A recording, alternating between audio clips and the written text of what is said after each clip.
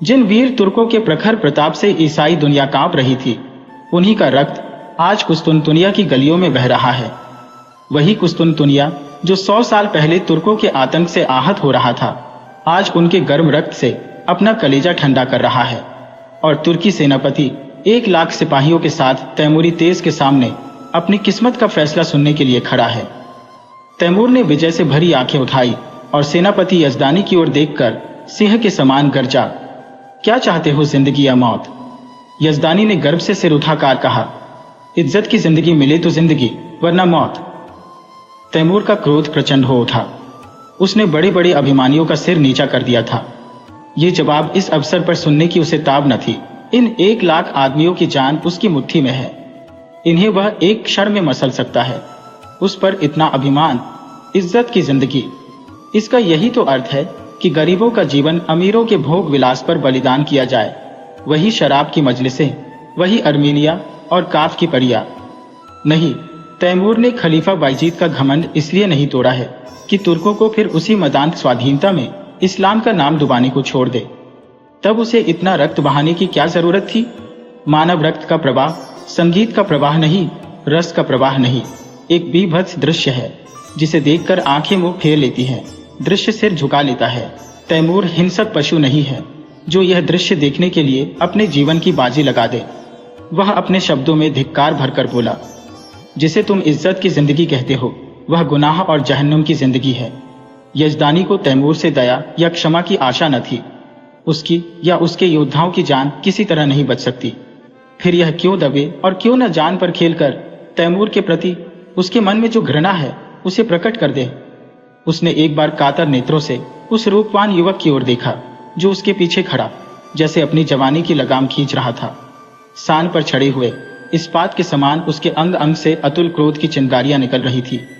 यजदानी ने उसकी सूरत देखी और जैसे अपनी खींची हुई तलवार म्यान में कर ली और खून के घूंट पीकर बोला, जहां पना इस वक्त फतहमंद है, लेकिन अपराध क्षमा हो तो कह दो कि अपने जीवन के विषय में तुर्कों को तातारियों से उपदेश लेने की जरूरत नहीं। दुनिया से अलग तातार के ऊसर मैदानों में न त्याग और व्रत की उपासना की जा सकती है और न मयस्सर होने वाले पदार्थों का बहिष्कार किया जा सकता है। पर जहां खुदा ने नेमतों की वर्षा की हो, वहां उन नेमतों का भोग न करना नाशुक्री है। अगर तलवार ही सभ्यता की सनद होती तो गाल कौम रोमनों से कहीं ज्यादा सभ्य होती। तैमूर जोर से हंसा और उसके सिपाहियों ने तलवारों पर हाथ रख लिए। तैमूर का ठहाका मौत का ठहाका था या गिरने वाले वज्र का तड़ाका? तातर वाले पशु हैं, क्यों? मैं यह नहीं कहता। तुम कहते हो खुदा ने तुम्हें ऐश करने के लिए पैदा किया है। मैं कहता हूं यह कुफ्र है। खुदा ने इंसान को बंदगी के लिए पैदा किया है और इसके खिलाफ जो कोई कुछ करता है वह काफिर है, जहन्नुमी है। रसूल पाक हमारी जिंदगी को पाक करने के लिए, हमें सच्चा इंसान बनाने के लिए आए थे, हमें हराम की तालीम देने नहीं। तैमूर दुनिया को इस कुफ्र से पाक कर देने का बीड़ा उठा चुका है। रसूल पाक के कदमों की कसम, मैं बेरहम नहीं हूँ, जालिम नहीं हूँ, खूनख्वार नहीं हूँ, लेकिन कुफ्र की सजा मेरे ईमान में मौत के सिवा कुछ नहीं है। उसने तातारी सिपह सालार की तरफ कातिल नजरों से देखा और तत्क्षण एक देवसा आदमी तलवार सौंपकर यजदानी के सिर पर आ पहुंचा। तातारी सेना भी तलवारें खींच खींच कर तुर्की सेना पर टूट पड़ी और दम के दम में कितनी ही लाशें जमीन पर फड़कने लगी। सहसा वही रूपवान युवक जो यजदानी के पीछे खड़ा था आगे बढ़कर तैमूर के सामने आया और जैसे मौत को अपनी दोनों बंधी हुई मुट्ठियों में मसलता हुआ बोला, ऐ अपने को मुसलमान कहने वाले बादशाह, क्या यही वह इस्लाम है जिसकी तबलीग का तूने बीड़ा उठाया है? इस्लाम की यही तालीम है कि तू उन बहादुरों का इस बेदर्दी से खून बहाए जिन्होंने इसके सिवा कोई गुनाह नहीं किया कि अपने खलीफा और मुल्क की हिमायत की। चारों तरफ सन्नाटा छा गया। एक युवक जिसकी अभी मसें भी न भीगी थी, तैमूर जैसे तेजस्वी बादशाह का इतने खुले हुए शब्दों में तिरस्कार करे और उसकी जबान तालू से न खिंचवा ली जाए। सभी स्तंभित हो रहे थे और तैमूर सम्मोहित सा बैठा उस युवक की ओर ताक रहा था। युवक ने तातारी सिपाहियों की तरफ, जिनके चेहरों पर कुतूहलमय प्रोत्साहन झलक रहा था, देखा और बोला, तू इन मुसलमानों को काफिर कहता है और समझता है कि तू इन्हें कत्ल करके खुदा और इस्लाम की खिदमत कर रहा है। मैं तुमसे पूछता हूं, अगर वह लोग जो खुदा के सिवा और किसी के सामने सिजदा नहीं करते, जो रसूल पाक को अपना रहबर समझते हैं, मुसलमान नहीं है तो कौन मुसलमान है? मैं कहता हूँ हम काफिर सही, लेकिन तेरे तो है। क्या इस्लाम जंजीरों में बंधे हुए कैदियों के कत्ल की इजाजत देता है? खुदा ने अगर तुझे ताकत दी है, अख्तियार दिया है, तो क्या इसीलिए कि तू खुदा के बंदों का खून बहाए? क्या गुनाहगारों को कत्ल करके तो उन्हें सीधे रास्ते पर ले जाएगा? तूने कितनी बेहरमी से 70,000 बहादुर तुर्कों को धोखा देकर सुरंग से उड़वा दिया और उनके मासूम बच्चों और निरपराध स्त्रियों को अनाथ कर दिया। तुझे कुछ अनुमान है? क्या यही कारनामे हैं जिन पर तू अपने मुसलमान होने का गर्व करता है? क्या इसी कत्ल, खून और बहते दरिया से तू दुनिया में अपना नाम रोशन करेगा? तूने तुर्कों के खून बहते दरिया में अपने घोड़ों के सूंड नहीं भिगाए हैं, बल्कि इस्लाम को जड़ से खोदकर फेंक दिया है। यह वीर तुर्कों का ही आत्मोत्सर्ग है जिसने यूरोप में इस्लाम की तौहीद फैलाई। आज सोफिया के गिरजे में तुझे अल्लाह अकबर की सदा सुनाई दे रही है। सारा यूरोप इस्लाम का स्वागत करने को तैयार है। क्या यह कारनामे इसी लायक है कि उनका यह इनाम मिले? इस ख्याल को दिल से निकाल दे कि तू खूरेजी से इस्लाम की खिदमत कर रहा है। एक दिन तुझे भी परवरदिगार के सामने अपने कर्मों का जवाब देना पड़ेगा और तेरा कोई उज्र न सुना जाएगा। क्योंकि अगर तुझमें अब भी नेक और बद की तमीज बाकी है तो अपने दिल से पूछ, तूने यह जिहाद खुदा की राह में किया या अपनी हविस के लिए? और मैं जानता हूं तुझे जो जवाब मिलेगा वह तेरी गर्दन शर्म से झुका देगा। खलीफा अभी सिर झुकाए ही था कि यजदानी ने कांपते हुए शब्दों में अर्ज की, जहां पनाह, यह गुलाम का लड़का है, इसके दिमाग में कुछ फितूर है। हुजूर इसकी गुस्ताखियों को मुआफ करें, मैं उसकी सजा झेलने को तैयार हूं। तैमूर उस युवक के चेहरे की तरफ स्थिर नेत्रों से देख रहा था। आज जीवन में पहली बार उसे निर्भीक शब्दों को सुनने का अवसर मिला। उसके सामने बड़े बड़े सेनापतियों, मंत्रियों और बादशाहों की जबान न खुलती थी। वह जो कुछ कहता था वही कानून था, किसी को उसमें छू करने की ताकत न थी।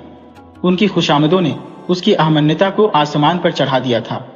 उसे विश्वास हो गया था कि खुदा ने इस्लाम को जगाने और सुधारने के लिए ही उसे दुनिया में भेजा है।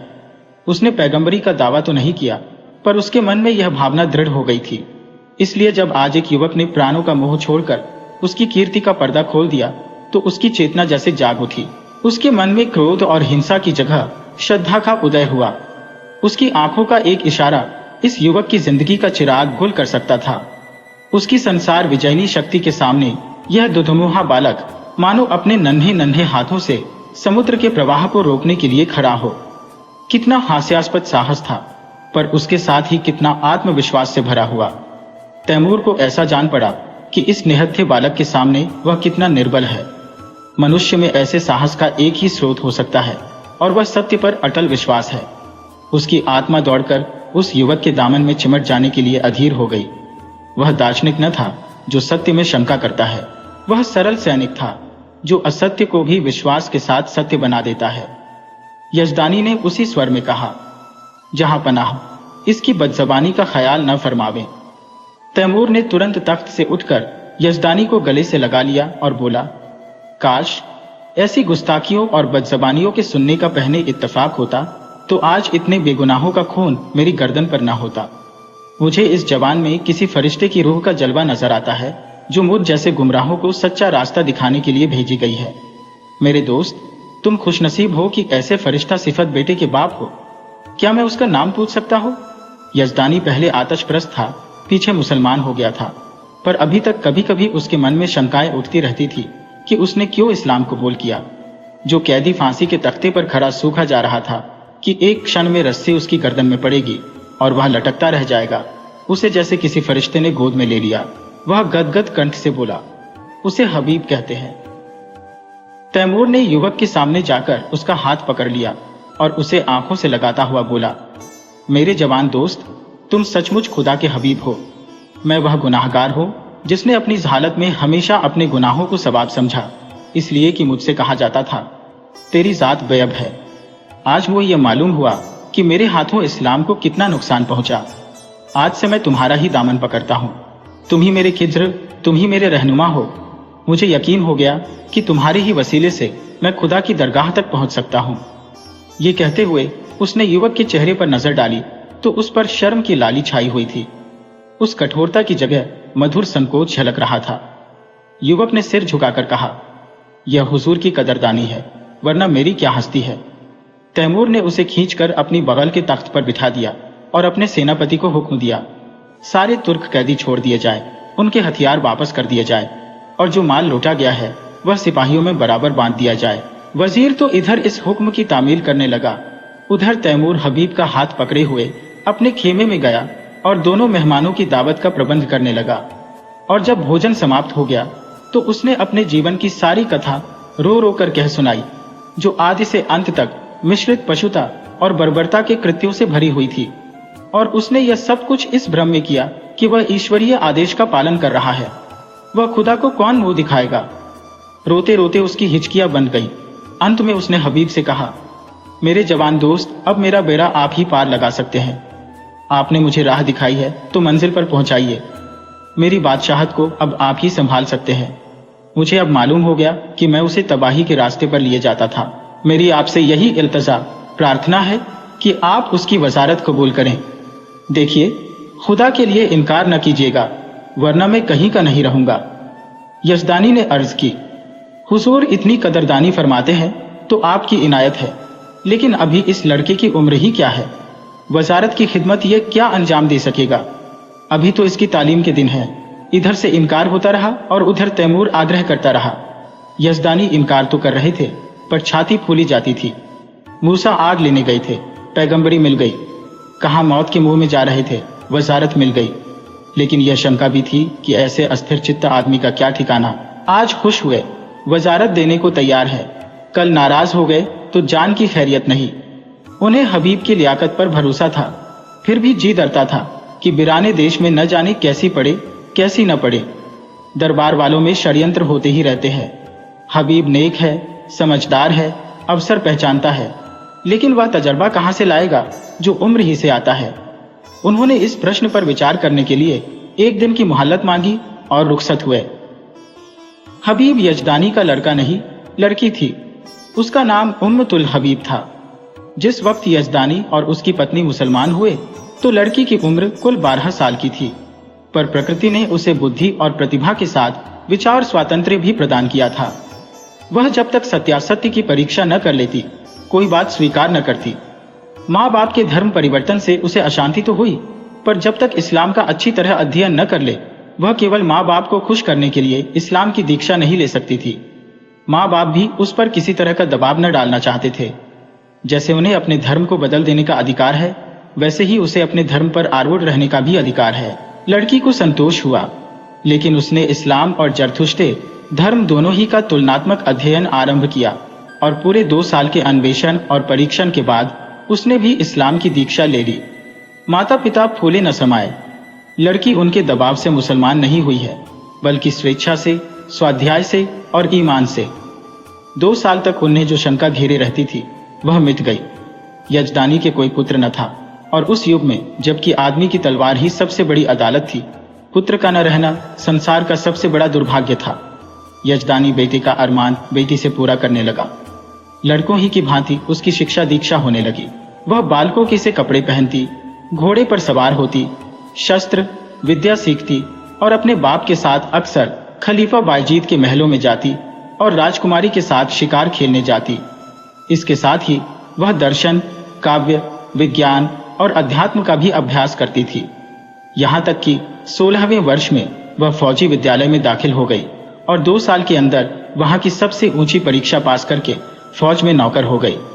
शस्त्र विद्या और सेना संचालन कला में इतनी निपुण थी और खलीफा बायजीद उसके चरित्र से इतना प्रसन्न था कि पहले ही पहल उसे 1000 मनसब मिल गया।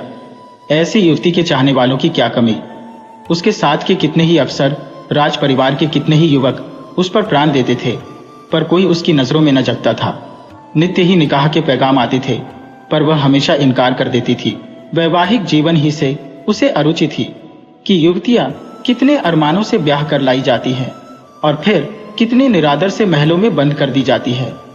उनका भाग्य पुरुषों की दया के अधीन है।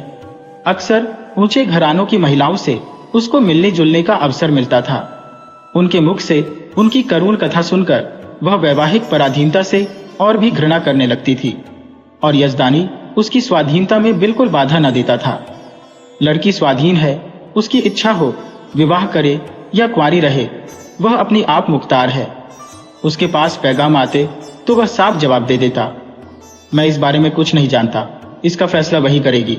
यद्यपि एक युवती का पुरुष वेश में रहना, युवकों से मिलना जुलना समाज में आलोचना का विषय था, पर यजदानी और उसकी स्त्री दोनों ही को उसके सतीत्व पर विश्वास था। हबीब के व्यवहार और आचार में उन्हें कोई ऐसी बात नजर न आती थी जिससे उन्हें किसी तरह की शंका होती। यौवन की आंधी और लालसाओं के तूफान में वह 24 वर्षों की वीरबाला अपने हृदय की संपत्ति लिए अटल और अजेय खड़ी थी, मानो सभी युवक उसके सगे भाई हैं।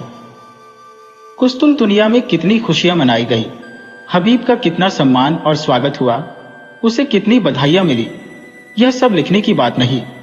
शहर तबाह हुआ जाता था। संभव था आज उसके महलों और बाजारों से आग की लपटें निकलती होती। राज्य और नगर को उस कल्पनातीत विपत्ति से बचाने वाला आदमी कितने आदर, प्रेम, श्रद्धा और उल्लास का पात्र होगा, इसकी तो कल्पना भी नहीं की जा सकती। उस पर कितने फूलों और कितने लाल जवाहरों की वर्षा हुई, इसका अनुमान तो कोई कभी ही कर सकता है। और नगर की महिलाएं हृदय के अक्षय भंडार से अस्सी से निकाल कर उस पर लुटाती थी और गर्व से फूली हुई उसका मुंह निहारकर अपने को धन्य मानती थी। उसने देवियों का मस्तक ऊंचा कर दिया था। रात को तैमूर के प्रस्ताव पर विचार होने लगा। सामने गद्देदार कुर्सी पर यजदानी था, सौम्य, विशाल और तेजस्वी। उसकी दाहिनी तरफ उसकी पत्नी थी, ईरानी लिबास में, आंखों में दया और विश्वास की ज्योति भरे हुए।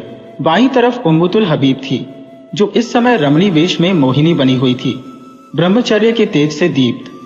यजदानी ने प्रस्ताव का विरोध करते हुए कहा, मैं अपनी तरफ से कुछ नहीं कहना चाहता, लेकिन यदि मुझे सलाह देने का अधिकार है तो मैं स्पष्ट कहता हूं कि तुम्हें इस प्रस्ताव को कभी स्वीकार न करना चाहिए। तैमूर से यह बात बहुत दिन तक छिपी नहीं रह सकती कि तुम क्या हो। उस वक्त क्या परिस्थिति होगी मैं नहीं कह सकता, और यहाँ इस विषय में जो कुछ टीकाएं होंगी वह तुम मुझसे ज्यादा जानती हो। यहाँ मैं मौजूद था और कुत्सा को मुंह न खोलने देता था, पर वहां तुम अकेली रहोगी और कुत्सा को मनमाने आरोप करने का अवसर मिलता रहेगा। उसकी पत्नी स्वेच्छा को इतना महत्व न देना चाहती थी। बोली, मैंने सुना है तैमूर निगाहों का अच्छा आदमी नहीं है। मैं किसी तरह तुझे न जाने दूंगी। कोई बात हो जाए तो सारी दुनिया हंसे, यूं ही हंसने वाली क्या कम है। इसी तरह स्त्री पुरुष बड़ी देर तक ऊंच नीच सुझाते और तरह तरह की शंकाएं करते रहे, लेकिन हबीब मौन साधे बैठी हुई थी। यजदानी ने समझा हबीब भी उनसे सहमत है। इनकार की सूचना देने के लिए ही था कि हबीब ने पूछा, आप तैमूर से क्या कहेंगे? यही जो यहां तय हुआ। मैंने तो अभी कुछ नहीं कहा। मैंने तो समझा तुम भी हमसे सहमत हो। जी नहीं, आप उनसे जाकर कह दें मैं स्वीकार करती हूं। माता ने छाती पर हाथ रखकर कहा, यह क्या गजब करती है बेटी, सोच तो दुनिया क्या कहेगी। यजदानी भी सिर थामकर बैठ गए, मानो हृदय में गोली लग गई हो। मुंह से एक शब्द भी न निकला। हबीब त्योरियों पर बल डालकर बोली, अम्मी जान, मैं आपके हुक्म से जौ भर भी मुंह नहीं फेरना चाहती। आपको पूरा अख्तियार है, मुझे जाने दें या न दें, लेकिन मुल्क की खिदमत का ऐसा मौका शायद मुझे जिंदगी में फिर न मिले। इस मौके को हाथ से खो देने का अफसोस मुझे उम्र भर रहेगा। मुझे यकीन है कि अमीर तैमूर को मैं अपनी दियानत, बेगर्जी और सच्ची वफादारी से इंसान बना सकती हूँ, और शायद उसके हाथों खुदा के बंदों का खून इतनी कसरत से न बहे। वह दिलेर है मगर बेरहम नहीं। कोई दिलेर आदमी बेरहम नहीं हो सकता। उसने अब तक जो कुछ किया है मजहब के अंधे जोश में किया है। आज खुदा ने मुझे वह मौका दिया है कि मैं उसे दिखा दूं कि मजहब खिदमत का नाम है, लूट और कत्ल का नहीं। अपने बारे में मुझे मुतल्लक अंदेशा नहीं है। मैं अपनी हिफाजत आप कर सकती हो। मुझे दावा है कि अपने फर्ज को नेक नियति से अदा करके मैं दुश्मनों की जुबान भी बंद कर सकती हो। और मान लीजिए मुझे नाकामी भी हो तो क्या सच्चाई और हक के लिए कुर्बान हो जाना जिंदगी की सबसे शानदार फतह नहीं है? अब तक मैंने जिस उसूल पर जिंदगी बसर की है उसने मुझे धोखा नहीं दिया, और उसी के फैज़ से आज मुझे यह दर्जा हासिल हुआ है जो बड़े बड़ों के लिए जिंदगी का ख्वाब है। मेरे आजमाए हुए दोस्त मुझे कभी धोखा नहीं दे सकते। तैमूर पर मेरी हकीकत खुल भी जाए तो क्या खौफ, मेरी तलवार मेरी हिफाजत कर सकती है। शादी पर मेरे ख्याल आपको मालूम है। अगर मुझे कोई ऐसा आदमी मिलेगा जिसे मेरी रूह कबूल करती हो, जिसकी जात अपनी हस्ती को खोकर मैं अपनी रूह को ऊंचा उठा सकूं, तो मैं उसके कदमों पर गिरकर अपने को उसकी नजर कर दूंगी। यजदानी ने खुश होकर बेटी को गले लगा लिया। उसकी स्त्री इतनी जल्द आश्वस्त न हो सकी। वह किसी तरह बेटी को अकेली न छोड़ेगी, उसके साथ वह भी जाएगी। कई महीने गुजर गए। युवक हबीब तैमूर का वजीर है, लेकिन वास्तव में वही बादशाह है। तैमूर उसी की आंखों से देखता है, उसी के कानों से सुनता है और उसी की अक्ल से सोचता है। वह चाहता है हबीब आठों पहर उसके पास रहे। उसके सामीप्य में उसे स्वर्ग का सा सुख मिलता है। समरकंद में एक प्राणी भी ऐसा नहीं जो उससे जलता हो। उसके बर्ताव ने सभी को मुग्ध कर लिया है, क्योंकि वह इंसाफ से जौ भर भी कदम नहीं हटाता। जो लोग उसके हाथों चलती हुई न्याय की चक्की में पिस जाते हैं, वे भी उससे सद्भाव ही रखते हैं, क्योंकि वह न्याय को जरूरत से ज्यादा कठु नहीं होने देता। संध्या हो गई थी। राज्य कर्मचारी जा चुके थे। क्षमादान में मोम की बत्तियां जल रही थी। अगर की सुगंध से सारा दीवान खाना महक रहा था। हबीब उठने ही को था कि चौबदार ने खबर दी, हुजूर जहांपनाह तशरीफ ला रही है। हबीब इस खबर से कुछ प्रसन्न नहीं हुआ। अन्य मंत्रियों की भांति वह तैमूर की सोहबत का भूखा नहीं है। वह हमेशा तैमूर से दूर रहने की चेष्टा करता है। ऐसा शायद ही कभी हुआ हो कि उसने शाही दस्तरखान पर भोजन किया हो। तैमूर की मजलिसों में भी वह कभी शरीक नहीं होता। उसे जब शांति मिलती है तब एकांत में अपनी माता के पास बैठकर दिन भर का माजरा उससे कहता है और वह उस पर अपनी पसंद की मुहर लगा देती है। उसने द्वार पर जाकर तैमूर का स्वागत किया। तैमूर ने मसनद पर बैठते हुए कहा, मुझे ताज्जुब होता है कि तुम इस जवानी में जाहिरों की सी जिंदगी कैसे बसर करते हो हबीब।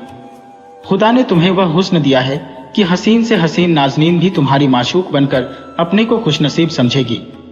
मालूम नहीं तुम्हें खबर है या नहीं, जब तुम अपने मुश्की घोड़े पर सवार होकर निकलते हो तो समरकंद की खिड़कियों पर हजारों आंखें तुम्हारी एक झलक देखने के लिए मुंतजिर बैठी रहती है, पर तुम्हें किसी तरफ आंखें उठाते नहीं देखा।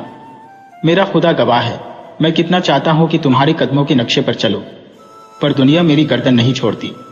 मैं चाहता हूं जैसे तुम दुनिया में रहकर भी दुनिया से अलग रहते हो, वैसे मैं भी रहूं, लेकिन मेरे पास न वह दिल है न वह दिमाग। मैं हमेशा अपने आप पर, सारी दुनिया पर दांत पीसता रहता हूं, जैसे मुझे हरदम खून की प्यास लगी रहती है जिसे तुम बुझने नहीं देते, और यह जानते हुए भी कि तुम जो कुछ करते हो उससे बेहतर कोई दूसरा नहीं कर सकता। मैं अपने गुस्से को काबू में नहीं कर सकता। तुम जिधर से निकलते हो मोहब्बत और रोशनी फैला देते हो। जिसको तुम्हारा दुश्मन होना चाहिए वह तुम्हारा दोस्त है। मैं जिधर से निकलता हूँ नफरत और शुभा फैलाता हुआ निकलता हूँ। जिसे मेरा दोस्त होना चाहिए वह भी मेरा दुश्मन है। दुनिया में बस एक ही जगह है जहां मुझे आफियत मिलती है। अगर तुम मुझे समझते हो ये ताज और तख्त मेरे रास्ते के रोड़े हैं, तो खुदा की कसम मैं आज इन पर लात मार दूं। मैं आज तुम्हारे पास यही दरख्वास्त लेकर आया हूं कि तुम मुझे वह रास्ता दिखाओ जिससे मैं सच्ची खुशी पा सकूं।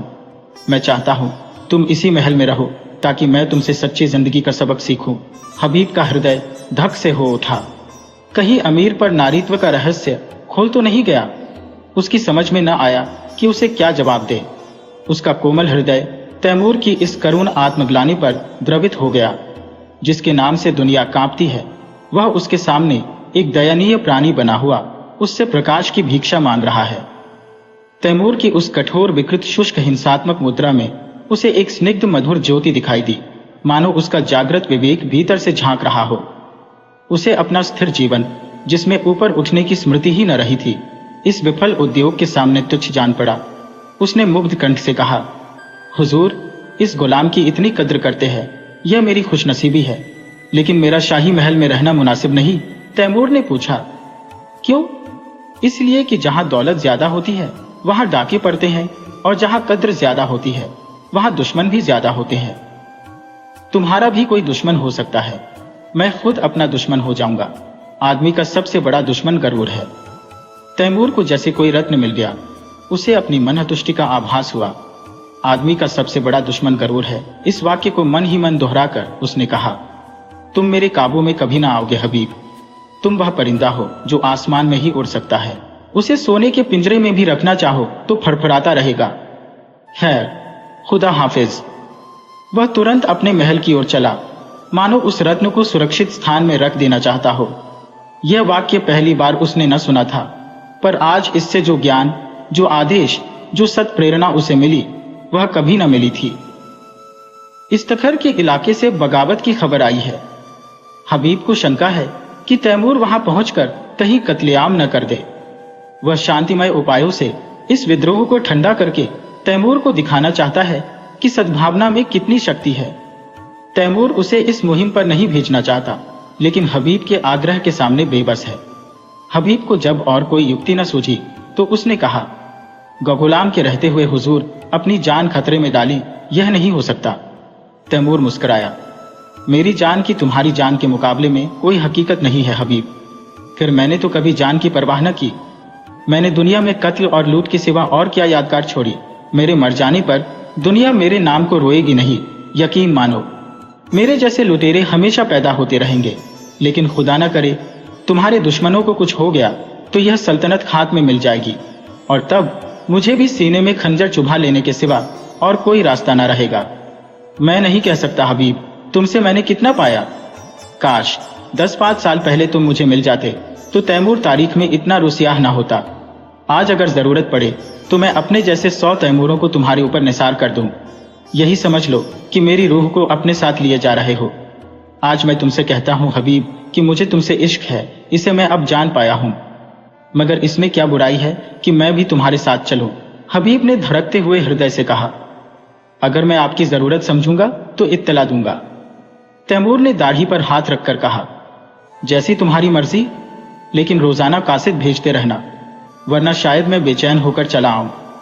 तैमूर ने कितनी मोहब्बत से हबीब के सफर की तैयारियां की। तरह तरह के आराम और तकल्लुफ की चीजें उसके लिए जमा की। उस कोहिस्तान में यह चीजें कहाँ मिलेंगी? वह ऐसा संलग्न था मानो माता अपनी लड़की को ससुराल भेज रही हो। जिस वक्त हबीब फौज के साथ चला तो सारा समरकंद उसके साथ था, और तैमूर आंखों पर रुमाल रखे अपने तख्त पर ऐसा सिर झुकाए बैठा था मानो कोई पक्षी आहत हो गया हो। इस्तखर अरमनी ईसाइयों का इलाका था। मुसलमानों ने उन्हें परास्त करके वहां अपना अधिकार जमा लिया था और ऐसे नियम बना दिए थे जिससे ईसाइयों को पग पग अपनी पराधीनता का स्मरण होता रहता था। पहला नियम जजी का था, जो हर एक ईसाई को देना पड़ता था, जिससे मुसलमान मुक्त थे। दूसरा नियम यह था कि गिरजों में घंटा न बजे। तीसरा नियम मदिरा का था, जिसे मुसलमान हराम समझते थे। ईसाइयों ने इन नियमों का क्रियात्मक विरोध किया, और जब मुसलमान अधिकारियों ने शस्त्र बल से काम लेना चाहा तो ईसाइयों ने बगावत कर दी। मुसलमान सूबेदार को कैद कर लिया और किले पर सलीबी झंडा उड़ने लगा। हबीब को यहाँ आज दूसरा दिन है, पर इस समस्या को कैसे हल करे? उसका उदार हृदय कहता था, ईसाइयों पर इन बंधनों का कोई अर्थ नहीं। हर एक धर्म का समान रूप से आदर होना चाहिए, लेकिन मुसलमान इन कैदों को हटा देने पर कभी राजी न होंगे। और यह लोग मान भी जाएं तो तैमूर क्यों मानने लगा? उसके धार्मिक विचारों में कुछ उदारता आई है, फिर भी वह इन कैदों को उठाना कभी मंजूर न करेगा। लेकिन क्या वह ईसाइयों को सजा दे कि वे अपनी धार्मिक स्वाधीनता के लिए लड़ रहे हैं? जिसे वह सत्य समझता है उसकी हत्या कैसे करे? नहीं, उसे सत्य का पालन करना होगा, चाहे इसका नतीजा कुछ भी हो। अमीर समझेंगे मैं जरूरत से ज्यादा बढ़ा जा रहा हूं, कोई मुजायका नहीं। दूसरे दिन हबीब ने प्रातःकाल डंकी की चोट ऐलान कराया। जजिया माफ किया गया। शराब और घंटों पर कोई कैद नहीं है। मुसलमानों में तहलका पड़ गया। यह कुफ्र है, हराम परस्ती है। अमीर तैमूर ने जिस इस्लाम को अपने खून से सींचा, उसकी जड़ उन्हीं के वजीर हबीब पाशा के हाथों खुद रही है। पासा पलट गया। शाही फौज मुसलमानों से जा मिली। हबीब ने इस्तीकर के किले में पनाह ली। मुसलमानों की ताकत शाही फौज के मिल जाने से बहुत बढ़ गई थी। उन्होंने किला घेर लिया और यह समझकर कि हबीब ने तैमूर से बगावत की है, तैमूर के पास इसकी सूचना देने और परिस्थिति समझाने के लिए कासिद भेजा। आधी रात गुजर चुकी थी। तैमूर को 2 दिनों से इस्तकर की कोई खबर न मिली थी। तरह तरह की शंकाएं हो रही थी। मन में पछतावा हो रहा था कि उसने क्यों हबीब को अकेला जाने दिया। माना कि वह बड़ा नीति कुशल है, पर बगावत कहीं जोर पकड़ गई तो मुट्ठी भर आदमियों से वह क्या कर सकेगा? और बगावत यकीनन जोर पकड़ेगी। वहां के ईसाई बला के सरकश है। जब उन्हें मालूम होगा कि तैमूर की तलवार में जंग लग गया और उसे अब महलों की जिंदगी पसंद है, तो उनकी हिम्मत दूनी हो जाएगी। हबीब कहीं दुश्मनों से घिर गया तो बड़ा गजब हो जाएगा। उसने अपने जानू पर हाथ मारा और पहलू बदलकर अपने ऊपर झुझलाया। वह इतना पस्तहिम्मात क्यों हो गया? क्या उसका तेज और शौर्य उससे विदा हो गया? जिसका नाम सुनकर दुश्मन में कंपन पड़ जाता था, वह आज अपना मुंह छिपाकर महलों में बैठा हुआ है। दुनिया की आंखों में इसका यही अर्थ हो सकता है कि तैमूर अब मैदान का शेर नहीं कालीन का शेर हो गया। हबीब फरिश्ता है जो इंसान की बुराइयों से वाकिफ नहीं, जो रहम और साफ दिली और बेगर्जी का देवता है। वह क्या जाने इंसान कितना शैतान हो सकता है। अमन के दिनों में तो ये बातें कौम और मुल्क को तरक्की के रास्ते पर ले जाती है, पर जंग में जबकि शैतानी जोश का तूफान उठता है, इन खुशियों की गुंजाइश नहीं। उस वक्त तो उसी की जीत होती है जो इंसानी खून का रंग खेले, खेतों खलिहानों को जलाए, जंगलों को बसाए और बस्तियों को वीरान करे। अमन का कानून जंग के कानून से जुदा है। सहसा चौबदार ने इस्तकर से एक कासिद के आने की खबर दी।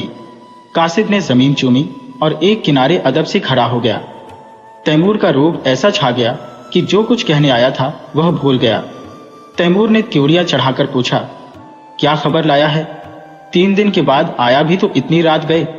कासिद ने फिर जमीन चूमी और बोला, खुदाबंद, वजीर साहब ने जजिया मुआफ कर दिया।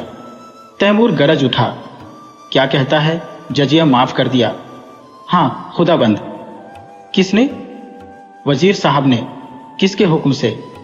अपने हुक्म से हुजूर। हूँ। और हुजूर, शराब का भी हुक्म दे दिया? हूँ। गिरजों में घंटे बजाने का भी हुक्म हो गया है? हूँ। और खुदाबंद ईसाइयों से मिलकर मुसलमानों पर हमला कर दिया। तो मैं क्या करूं? हुजूर हमारे मालिक हैं, अगर हमारी कुछ मदद ना हुई तो वहां एक मुसलमान भी जिंदा न बचेगा। हबीब पाशा इस वक्त कहाँ है? इस्तकर के किले में हुजूर। और मुसलमान क्या कर रहे हैं? हमने ईसाइयों को किले में घेर लिया है, उन्हीं के साथ हबीब को भी। हाँ हुजूर, वह हुजूर से बागी हो गए और इसलिए मेरे वफादार इस्लाम के खादिमों ने उन्हें कैद कर रखा है। मुमकिन है मेरे पहुंचते पहुंचते उन्हें कत्ल भी कर दें। बदजात, दूर हो जा मेरे सामने से। मुसलमान समझते हैं हबीब मेरा नौकर है और मैं उसका आका हूं। ये गलत है, झूठ है। इस सल्तनत का मालिक हबीब है, तैमूर उसका अदना गुलाम है। उसके फैसले में तैमूर दस्तंदाजी नहीं कर सकता। बेशक जजिया मुआफ होना चाहिए। मुझे मजाज नहीं कि दूसरे मजहब वालों से उनके ईमान का तावान लो। कोई मजाज नहीं है। अगर मस्जिद में अजान होती है तो कलीसा में घंटा क्यों बजे? घंटे की आवाज में कुफ्र नहीं है। काफिर वह है जा दूसरों का हक छीन ले, जो गरीबों को सताए, दगाबाज हो, खुद गरज हो। काफिर वह नहीं जो मिट्टी या पत्थर के एक टुकड़े में खुदा का नूर देखता हो, जो नदियों और पहाड़ों में, दरख्तों और झाड़ियों में खुदा का जलवा पाता हो। वह हमसे और तुमसे ज्यादा खुदा परस्त है, जो मस्जिद में खुदा को बंद समझते हैं। तू समझता है मैं कुफ्र बक रहा हूं? किसी को काफिर समझना ही कुफ्र है। हम सब खुदा के बंदे हैं, सब। बस जा और उन बागी मुसलमानों से कह दे, अगर फौरन मुहासरा न उठा लिया गया तो तैमूर कयामत की तरह आ पहुंचेगा। कासिद हतबुद्धि सा खड़ा ही था कि बाहर खतरे का बिगुल बज उठा और फौजें किसी समर यात्रा की तैयारी करने लगी। तीसरे दिन तैमूर इस्तकर पहुंचा तो किले का मुहासरा उठ चुका था। किले की तोपों ने उसका स्वागत किया। हबीब ने समझा तैमूर ईसाइयों को सज्जा देने आ रहा है। ईसाइयों के हाथ पांव फूले हुए थे, मगर हबीब मुकाबले के लिए तैयार था। ईसाइयों के स्वप्न की रक्षा में यदि जान भी जाए तो कोई गम नहीं। इस मामले पर किसी तरह का समझौता नहीं हो सकता। तैमूर अगर तलवार से काम लेना चाहता है तो उसका जवाब तलवार से दिया जाएगा। मगर यह क्या बात है? शाही फौज सफेद झंडा दिखा रही है। तैमूर लड़ने नहीं सुलह करने आया है। उसका स्वागत दूसरी तरह का होगा। ईसाई सरदारों को साथ लिए हबीब किले के बाहर निकला। तैमूर अकेला घोड़े पर सवार चला आ रहा था। हबीब घोड़े से उतरकर आदाब बजा लाया। तैमूर घोड़े से उतर पड़ा और हबीब का माथा चूम लिया और बोला, मैं सब सुन चुका हूं हबीब। तुमने बहुत अच्छा किया और वही किया जो तुम्हारे सिवा दूसरा नहीं कर सकता था। मुझे जजिया लेने का या ईसाइयों से मजहबी हक छीनने का कोई मजाज न था। मैं आज दरबार करके इन बातों की तस्दीक कर दूंगा और तब मैं एक ऐसी तजवीज बताऊंगा जो कई दिन से मेरे जहन में आ रही है और मुझे उम्मीद है कि तुम उसे मंजूर कर लोगे। मंजूर करना पड़ेगा। हबीब के चेहरे का रंग उड़ रहा था। कहीं हकीकत खोल तो नहीं गई? वह क्या तजवीज है? उसके मन में खलबली पड़ गई। तैमूर ने मुस्कुराकर पूछा, तुम मुझसे लड़ने को तैयार थे? हबीब ने शर्माते हुए कहा, हक के सामने अमीर तैमूर की भी कोई हकीकत नहीं। बेशक बेशक, तुम में फरिश्तों का दिल है तो शेरों की हिम्मत भी है, लेकिन अफसोस यही है कि तुमने यह गुमान ही क्यों किया कि तैमूर तुम्हारे फैसले को मंसूख कर सकता है। ये तुम्हारी जात है जिसने मुझे बतलाया है कि सल्तनत किसी आदमी की जायदाद नहीं बल्कि एक ऐसा दरख्त है जिसकी हर एक शाख और पत्ती एक सी खुराक पाती है। दोनों किले में दाखिल हुए। सूरज डूब चुका था। आन की आन में दरबार लग गया और उसमें तैमूर ने ईसाइयों के धार्मिक अधिकारों को स्वीकार किया। चारों तरफ से आवाज आई, खुदा हमारे शहंशाह की उम्र दराज करे। तैमूर ने उसी सिलसिले में कहा, दोस्तों, मैं इस दुआ का हकदार नहीं हूं। जो चीज मैंने आपसे जबरन ली थी उसे आपको वापस देकर मैं दुआ का काम नहीं कर रहा हूं। इससे कहीं ज्यादा मुनासिब यह है कि आप मुझे लानत दें कि मैंने इतने दिनों तक आपके हकों से आपको महरूम रखा। चारों तरफ से आवाज आई, मरहबा मरहबा। दोस्तों, उन हकों के साथ साथ मैं आपकी सल्तनत भी आपको वापस करता हूं, क्योंकि खुदा की निगाह में सभी इंसान बराबर है और किसी कौम या शख्स को दूसरी कौम पर हुकूमत करने का अख्तियार नहीं है। आज से आप अपने बादशाह हैं। मुझे उम्मीद है कि आप भी मुस्लिम आबादी को उसके जायज हकों से महरूम न करेंगे। मगर कभी ऐसा मौका आए कि कोई जाबिर कौम आपकी आज़ादी छीनने की कोशिश करे तो तैमूर आपकी मदद करने को हमेशा तैयार रहेगा। किले में जश्न खत्म हो चुका है। उमरा और हुक्काम रुखसत हो चुके हैं। दीवाने खास में सिर्फ तैमूर और हबीब रह गए हैं। हबीब के मुख पर आज स्मित हास्य की वह छटा है जो सदैव गंभीरता के नीचे दबी रहती थी। आज उसके कपोलों पर जो लाली, आंखों में जो नशा, अंगों में जो चंचलता है, वह और कभी नजर न आई थी। वह कई बार तैमूर से शोखिया कर चुका है, कई बार हंसी कर चुका है। उसकी युवती चेतना पद और अधिकार को भूलकर चहकती फिरती है। सहसा तैमूर ने कहा, हबीब, मैंने आज तक तुम्हारी हर एक बात मानी है। अब मैं तुमसे यह तजवीज़ करता हूँ जिसका मैंने जिक्र किया था, उसे तुम्हें कबूल करना पड़ेगा। हबीब ने धड़कते हुए हृदय से सिर झुकाकर कहा, फरमाइए। पहले वायदा करो कि तुम कबूल करोगे। मैं तो आपका गुलाम हूँ। नहीं, तुम मेरे मालिक हो, मेरी जिंदगी की रोशनी हो। तुमसे मैंने जितना फैज़ पाया है उसका अंदाजा नहीं कर सकता। मैंने अब तक सल्तनत को अपनी जिंदगी की सबसे प्यारी चीज समझा था। इसके लिए मैंने वह सब कुछ किया जो मुझे न करना चाहिए था। अपनों के खून से भी इन हाथों को दागदार किया, गैरों के खून से भी। मेरा काम अब खत्म हो चुका। मैंने बुनियाद जमा दी। इस पर महल बनाना तुम्हारा काम है। मेरी यही इल्तजा है कि आज से तुम इस बादशाहत के अमीर हो जाओ, मेरी जिंदगी में भी और मरने के बाद भी। हबीब ने आकाश में उड़ते हुए कहा, इतना बड़ा बोझ मेरे कंधे इतने मजबूत नहीं है। तैमूर ने दीन आग्रह के स्वर में कहा, नहीं मेरे प्यारे दोस्त, मेरी यह इल्तजा माननी पड़ेगी। हबीब की आंखों में हंसी थी, अधरों पर संकोच। उसने आहिस्ता से कहा, मंजूर है। तैमूर ने प्रफुल्लित स्वर में कहा, खुदा तुम्हें सलामत रखे, लेकिन अगर आपको मालूम हो जाए कि हबीब एक कच्ची अक्ल की कुंवारी बालिका है तो वह मेरी बादशाहत के साथ मेरे दिल की भी रानी हो जाएगी। आपको बिल्कुल ताज्जुब नहीं हुआ? मैं जानता था कब से, जब तुमने पहली बार अपनी जालिम आंखों से मुझे देखा। मगर आपने छिपाया हो। तुम्ही ने सिखाया। शायद मेरे सिवा यहां किसी को यह बात मालूम नहीं। आपने कैसे पहचान लिया? तैमूर ने मतवाली आंखों से देखकर कहा, यह न बताऊंगा। यही हबीब तैमूर की बेगम हमीदा के नाम से मशहूर है।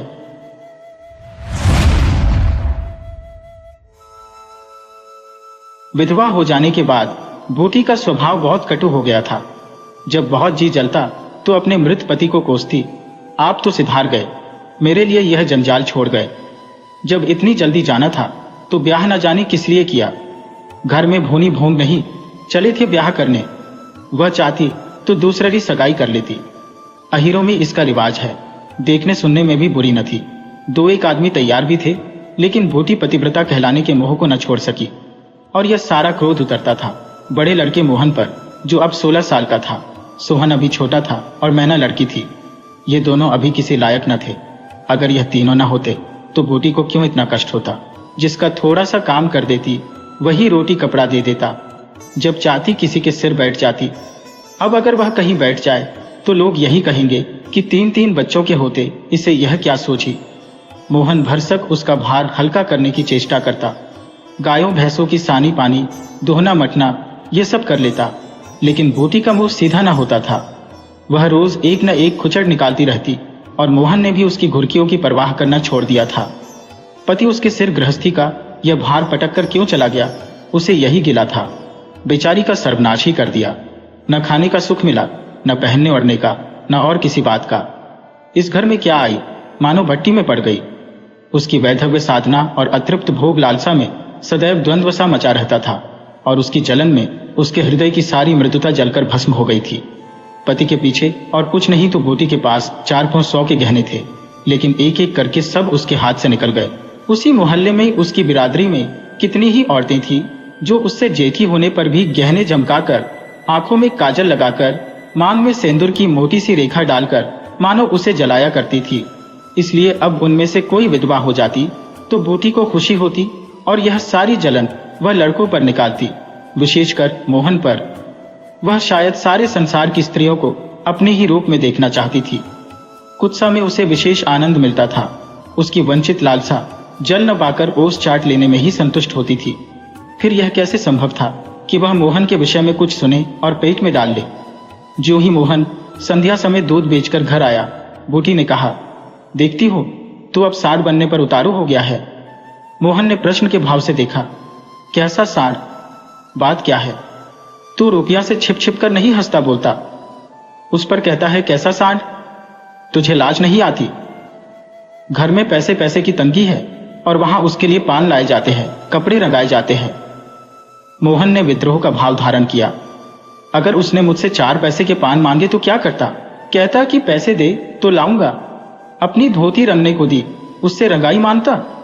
मोहल्ले में एक तू ही धन्ना सेठ है और किसी से उसने क्यों न कहा? यह वह जाने, मैं क्या बताऊं। तुझे अब छैला बनने की सोचती है। घर में भी कभी 1 पैसे का पान लाया? यहां पान किसके लिए लाता? क्या तेरे लिखे घर में सब मर गए? मैं न जानता था तुम पान खाना चाहती हो। संसार में 1 रुपया ही पान खाने जोग है। शौक सिंगार की भी तो उम्र होती है। बूटी जल उठी। उसे बुढ़िया कह देना उसकी सारी साधना पर पानी फेर देना था। बुढ़ापे में उन साधनों का महत्व ही क्या? जिस त्याग कल्पना के बल पर वह स्त्रियों के सामने सिर उठाकर चलती थी, उस पर इतना कुठाराघात। इन्हीं लड़कों के पीछे उसने अपनी जवानी धूल में मिला दी। उसके आदमी को मरे आज 5 साल हुए, तब उसकी छठती जवानी थी। 3 बच्चे भगवान ने उसके गले मर दिए। नहीं अभी वह है कै दिन की। चाहती तो आज वह भी ओठ लाल किए, पाँव में महावर लगाए, अनवट बिछुए पहने मटकती फिरती। यह सब कुछ उसने इन लड़कों के कारण त्याग दिया और आज मोहन उसे बुढ़िया कहता है। रुपया उसके सामने खड़ी कर दी जाए तो चूहिया सी लगे। फिर भी वह जवान है, आयुर्भूति बुढ़िया है। बोली, हाँ और क्या, मेरे लिए तो अब फटे चीथड़े पहनने के दिन है। जब तेरा बाप मरा तो मैं रुपया से 2 ही 4 साल बड़ी थी। उस वक्त कोई घर लेती तो तुम लोगों का कहीं पता न लगता। गली गली भीख मांगते फिरते। लेकिन मैं कह देती हूँ, अगर तू फिर उससे बोला तो या तो तू ही घर में रहेगा या मैं ही रहूंगी। मोहन ने डरते डरते कहा, मैं उसे बात दे चुका हूं अम्मा। कैसी बात? सगाई की। अगर रुपया मेरे घर में आई तो झाड़ू मारकर निकाल दूंगी। ये सब उसकी माँ की माया है। वह कुटनी मेरे लड़के को मुझसे छीने लेती है। राड से इतना भी नहीं देखा जाता। चाहती है कि उसे सौत बनाकर छाती पर बैठा दे। मोहन ने व्यथित कंठ में कहा, अम्मा ईश्वर के लिए चुप रहो। क्यों अपना पानी आप खो रही हो? मैंने तो समझा था 4 दिन में मैना अपने घर चली जाएगी, तुम अकेली पड़ जाओगी, इसलिए उसे लाने की बात सोच रहा था। अगर तुम्हें बुरा लगता है तो जाने दो। तो आज से यही आंगन में सोया कर। और गाय भैंसें बाहर पड़ी रहेंगी? पड़ी रहने दे, कोई डाका नहीं पड़ा जाता। मुझ पर तुझे इतना संदेह है? हाँ, तो मैं यहां न सोऊंगा। तो निकल जा घर से। हाँ, तेरी यही इच्छा है तो निकल जाऊंगा। मैना ने भोजन पकाया। मोहन ने कहा, मुझे भूख नहीं है। बूटी उसे मनाने न आई। मोहन का युवक हृदय माता के इस कठोर शासन को किसी तरह स्वीकार नहीं कर सकता। उसका घर है, ले ले। अपने लिए वह कोई दूसरा ठिकाना ढूंढ निकालेगा। रुपया ने उसके रूखे जीवन में एक स्निग्धता भर ही दी थी। जब वह एक अव्यक्त कामना से चंचल हो रहा था, जीवन कुछ सोना सोना लगता था। रुपया ने नव वसंत की भांति आकर उसे पल्लवित कर दिया। मोहन को जीवन में एक मीठा स्वाद मिलने लगा। कोई काम करना होता पर ध्यान रुपया की ओर लगा रहता। सोचता, उसे क्या दे दे कि वह प्रसन्न हो जाए। अब वह कौन मुंह लेकर उसके पास जाए? क्या उससे कहे कि अम्मा ने मुझे तुझसे मिलने को मना किया है? अभी कल ही तो बरगद के नीचे दोनों में कैसी कैसी बातें हुई थी। मोहन ने कहा था, रूपा तुम इतनी सुंदर हो, तुम्हारे 100 गाहक निकल आएंगे। मेरे घर में तुम्हारे लिए क्या रखा है? इस पर रुपया ने जो जवाब दिया था वह तो संगीत की तरह अब भी उसके प्राण में बसा हुआ था। मैं तो तुमको चाहती हूँ मोहन, अकेले तुमको। परगने के चौधरी हो जाओ तब भी मोहन हो, मजूरी करो तब भी मोहन हो। उसी रुपया से आज वह जाकर कहे, मुझे अब तुमसे कोई सरोकार नहीं है। नहीं, यह नहीं हो सकता। उसे घर की परवाह नहीं है। वह रुपीनया के साथ मां से अलग रहेगा। इस जगह न सही, किसी दूसरे मोहल्ले में सही। इस वक्त भी रुपया उसकी राह देख रही होगी। कैसे अच्छे बीरे लगाती है। कहीं अम्मा सुन पावे कि वह रात को रुपया के द्वार पर गया था तो परान ही दे दें। दे दें परान। अपने भाग तो नहीं बखानती कि ऐसी देवी बहू मिली जाती है। न जाने क्यों रुपया से इतना चिढ़ती है। वह जरा पान खा लेती है, जरा साड़ी रंग कर पहनती है, बस यही तो। चूड़ियों की झंकार सुनाई दी। रुपया आ रही है। हाँ वही है। रुपया उसके सिरहाने आकर बोली, सो गए क्या मोहन? घड़ी भर से तुम्हारी राह देख रही हो, आई क्यों नहीं? मोहन नींद का मक्कर की पड़ा रहा। रुपया ने उसका सिर हिलाकर फिर कहा, क्या सो गए मोहन? उन कोमल उंगलियों के स्पर्श में क्या सिद्धि थी, कौन जाने। मोहन की सारी आत्मा उन्मत्त हो उठी। उसके प्राण मानो बाहर निकलकर रुपया के चरणों में समर्पित हो जाने के लिए उछल पड़े। देवी वरदान के लिए सामने खड़ी है। सारा विश्व जैसे नाच रहा है। उसे मालूम हुआ जैसे उसका शरीर लुप्त हो गया है। केवल वह एक मधुर स्वर की भांति विश्व की गोद में चिपटा हुआ उसके साथ नृत्य कर रहा है। रुपया ने कहा, अभी से सो गए क्या जी? मोहन बोला, हाँ जरा नींद आ गई थी रूपा। तुम इस वक्त क्या करने आई? कहीं अम्मा देख लें तो मुझे मार ही डालें। तुम आज आए क्यों नहीं? आज अम्मा से लड़ाई हो गई। क्या कहती थी? कहती थी रुपया से बोलेगा तो मैं परान दे दूंगी। तुमने पूछा नहीं रुपया से क्यों चिढ़ती हो? अब उनकी बात क्या कहूं रूपा, वह किसी का खाना पहनना नहीं देख सकती। अब मुझे तुमसे दूर रहना पड़ेगा। मेरा जी तो न मानेगा। ऐसी बात करोगी तो मैं तुम्हें लेकर भाग जाऊंगा। तुम मेरे पास एक बार रोज आया करो बस, और मैं कुछ नहीं चाहती। और अम्मा जो बिगड़ेंगी। तो मैं समझ गई तुम मुझे प्यार नहीं करते। मेरा बस होता तो तुमको अपने परान में रख लेता। इसी समय घर की किवाड़ खटके। रुपया भाग गई। मोहन दूसरे दिन सोकर उठा तो उसके हृदय में आनंद का सागर सा भरा हुआ था। वह सोहन को बराबर डांटता रहता था। सोहन आलसी था, घर के काम धंधे में जी न लगाता था। मोहन को देखते ही वह साबुन छिपाकर भाग जाने का अवसर खोजने लगा। मोहन ने मुस्कुराकर कहा, धोती बहुत मैली हो गई है सोहन, धोबी को क्यों नहीं देते? सोहन को इन शब्दों में स्नेह की गंध आई। धोबिन पैसे मांगती है तो पैसे अम्मा से क्यों नहीं मांग लेते? अम्मा कौन पैसे दिए देती है, तो मुझसे ले लो। ये कहकर उसने एक इकन्नी उसकी ओर फेंक दी। सोहन प्रसन्न हो गया। भाई और माता दोनों ही उसे धिक्कारते रहते थे। बहुत दिनों बाद आज उसे स्नेह की मधुरता का स्वाद मिला। इकन्नी उठा ली और धोती को वहीं छोड़कर गाय को खोलकर ले चल। मोहन ने कहा, रहने दो, मैं इसे लिए जाता हूं। सोहन ने पघिया मोहन को देकर फिर पूछा, तुम्हारे लिए चिलम रख लाऊं? जीवन में आज पहली बार सोहन ने भाई के प्रति ऐसा सद्भाव प्रकट किया था। इसमें क्या रहस्य है, ये मोहन की समझ में नहीं आया। बोला, आग हो तो रखाओ। मैना सिर के बाल खेले आंगन में बैठी घरौंदा बना रही थी। मोहन को देखते ही उसने घरौंदा बिगाड़ दिया और अंचल से बाल छिपाकर रसोईघर में बर्तन उठाने चली।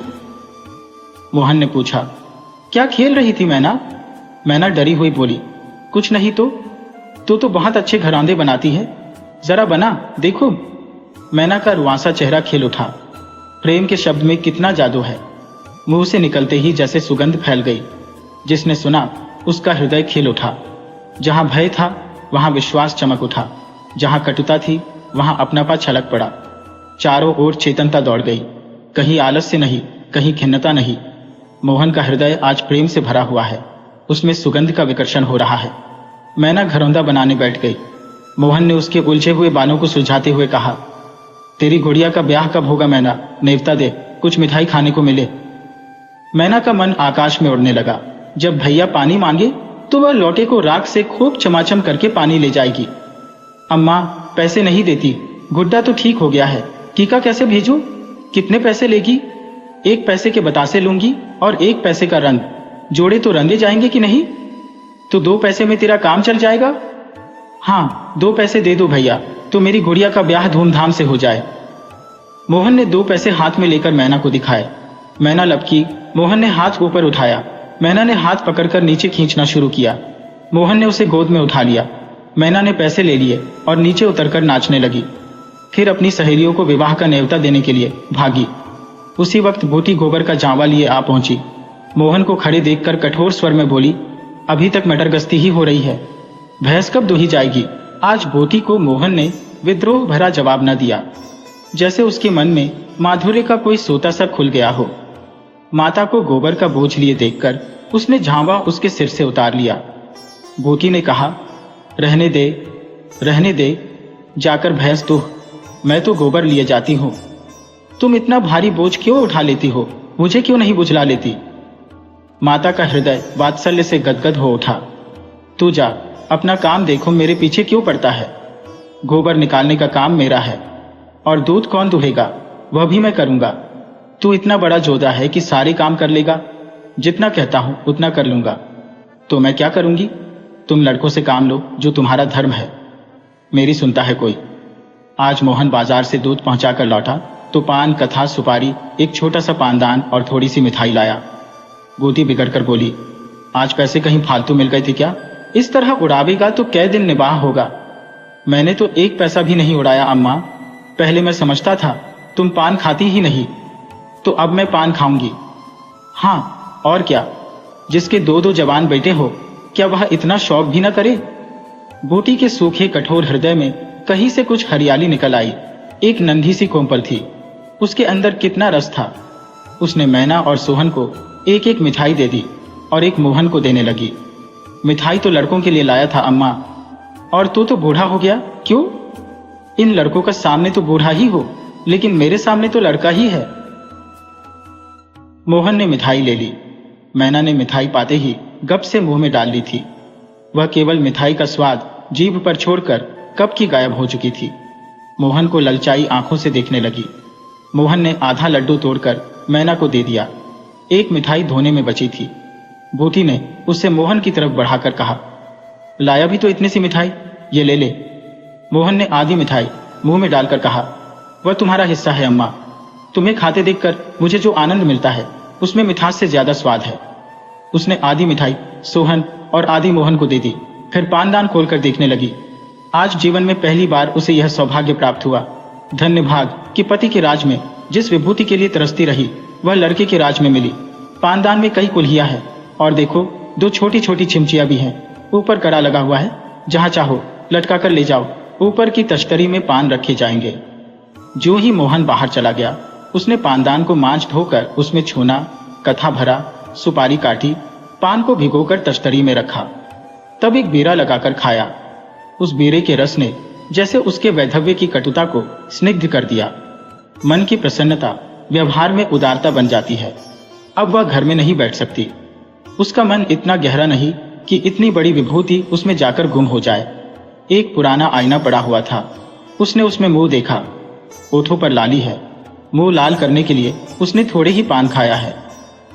धनिया ने आकर कहा, काकी तनिक रस्सी दे दो, मेरी रस्सी टूट गई है। कल बूटी ने साफ कह दिया होता, मेरी रस्सी गांव भर के लिए नहीं है। रस्सी टूट गई है तो बनवा लो। आज उसने धनिया को रस्सी निकालकर प्रसन्न मुख से दे दी और सद्भाव से पूछा, लड़के के दस्त बंद हुए कि नहीं धनिया। धनिया ने उदास मन से कहा, नहीं काकी, आज तो दिन भर दस्त आए, जाने दांत आ रहे हैं। पानी भर ले तो चल, जरा देखो दांत ही है कि कुछ और फसाद है। किसी की नजर वजर तो नहीं लगी। अब क्या जाने काकी, कौन जाने किसी की आंख फूटी हो। चौचाल लड़कों को नजर का बड़ा डर रहता है। जिसने चुमकार कर बुलाया झट उसकी गोद में चला जाता है। ऐसा हंसता है कि तुमसे क्या कहूं। कभी कभी मां की नजर भी लग जाया करती है। ए नौज काकी, भला कोई अपने लड़के को नजर लगाएगा। यही तो तू समझती नहीं, नजर आप ही लग जाती है। धनिया पानी लेकर आई तो बूटी उसके साथ बच्चे को देखने चली। तू अकेली है, आजकल घर के काम धंधे में बड़ा अंडस होता होगा। नहीं काकी, रुपया आ जाती है, घर का कुछ काम कर देती है। नहीं अकेले तो मेरी मरण हो जाती। बूटी को आश्चर्य हुआ। रुपया को उसने केवल तितली समझ रखा था। रुपया? हाँ काकी, बेचारी बड़ी सीधी है, झाड़ू लगा देती है, चौका बर्तन कर देती है, लड़के को संभालती है। गाढ़े समय कौन किसी की बात पूछता है काकी? उसे तो अपने मिस्सी काजल से छुट्टी न मिलती होगी। ये तो अपनी अपनी रुचि है काकी। मुझे तो इस मिस्सी काजल वाली ने जितना सहारा दिया उतना किसी भक्तिन ने न दिया। बेचारी रात भर जागती रही, मैंने कुछ दे तो नहीं दिया। हाँ, जब तक जीऊंगी उसका जस गाऊंगी। तू उसके गुण अभी नहीं जानती धनिया। पान के लिए पैसे कहाँ से आते हैं, किनारदार साड़ियाँ कहाँ से आती हैं, मैं इन बातों में नहीं पड़ती काकी। फिर शौक श्रृंगार करने को किसका जी नहीं चाहता। खाने पहनने की यही तो उम्र है। धनिया ने बच्चे को खटोले पर सुला दिया। बूटी ने बच्चे के सिर पर हाथ रखा, पेट में धीरे धीरे उंगली गड़ाकर देखा, नाभि पर हींग का लेप करने को कहा। रुपया बेनिया लाकर उसे झलने लगी। बूटी ने कहा, ला बेनिया मुझे दे दे, मैं डुला दूंगी तो क्या छोटी हो जाऊंगी? तो दिन भर यहाँ काम धंधा करती है, थक गई होगी। तुम इतनी भली मानस हो और यहाँ लोग कहते थे वह बिना गाली की बात नहीं करती। मारे डर के तुम्हारे पास ना आई। बूटी मुस्कुराई। लोग झूठ तो नहीं कहते। मैं आंखों की देखी मानो कि कानों की सुनी। कह तो दी होगी। दूसरी लड़की होती तो मेरी ओर से मुंह फेर लेती, मुझे जलाती, मुझसे ऐंठती। इसे तो जैसे कुछ मालूम ही ना हो सकता ये कि मोहन ने इससे कुछ कहा ही ना हो। हाँ, यही बात है। आज रुपया बूटी को बड़ी सुंदर लगी। ठीक तो है, अभी शौक श्रृंगार न करेगी तो कब करेगी? शौक श्रृंगार इसलिए बुरा लगता है कि ऐसे आदमी अपने भोग विलास में मस्त रहते हैं। किसी के घर में आग लग जाए उनसे मतलब नहीं। उनका काम तो खाली दूसरों को रिझाना है। जैसे अपने रूप की दुकान सजाए, राह चलतों को बुलाती हो कि जरा इस दुकान की सैर भी करते जाइए। ऐसे उपकारी प्राणियों का श्रृंगार बुरा नहीं लगता, नहीं बल्कि और अच्छा लगता है। इससे मालूम होता है कि इसका रूप जितना सुंदर है उतना ही मन भी सुंदर है। फिर कौन नहीं चाहता कि लोग उनके रूप की बखान करें। किसे दूसरों की आंखों में छुप जाने की लालसा नहीं होती। बूटी का यौवन कब का विदा हो चुका, फिर भी यह लालसा उसे बनी हुई है। कोई उसे रस भरी आंखों से देख लेता है तो उसका मन कितना प्रसन्न हो जाता है। जमीन पर पांव नहीं पड़ते। फिर रूपा तो अभी जवान है। उस दिन से रूपा प्राय 2-1 बार नित्य बूटी के घर आती। बूटी ने मोहन से आग्रह करके उसके लिए अच्छी सी साड़ी मंगवा दी। अगर रूपा कभी बिना काजल लगाए या बेरंगी साड़ी पहने आ जाती तो बूटी कहती, बहू बेटियों को यह जोगिया भेष अच्छा नहीं लगता। ये भेष तो हम जैसी बूढ़ियों के लिए है। रूपा ने एक दिन कहा, तुम बूढ़ी काहे से हो गई अम्मा? लोगों को इशारा मिल जाए तो भौनों की तरह तुम्हारे द्वार पर धरना देने लगे। बूटी ने मीठे तिरस्कार से कहा, चल मैं तेरी माँ की सौत बनकर जाऊंगी। अम्मा तो बूढ़ी हो गई, तो क्या तेरे दादा अभी जवान बैठे हैं? हाँ ऐसा, बड़ी अच्छी मिट्टी है उनकी। बूटी ने उसकी ओर रस भरी आंखों से देख कर पूछा, अच्छा बता, मोहन से तेरा ब्याह कर दो? रूपा लजा गई, मुख पर गुलाब की आभा दौड़ गई। आज मोहन दूध बेचकर लौटा तो बूटी ने कहा, कुछ रुपए पैसे जुटा, मैं रूपा से तेरी बातचीत कर रही हूं।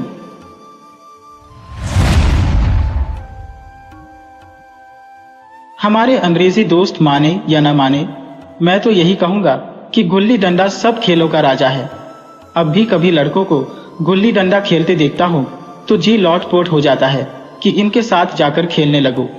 न लान की जरूरत, न कोट की, न नेट की, न थापी की। मजे से किसी पेड़ से एक टहनी काट ली, गुल्ली बना ली और 2 आदमी भी आ जाए तो खेल शुरू हो गया।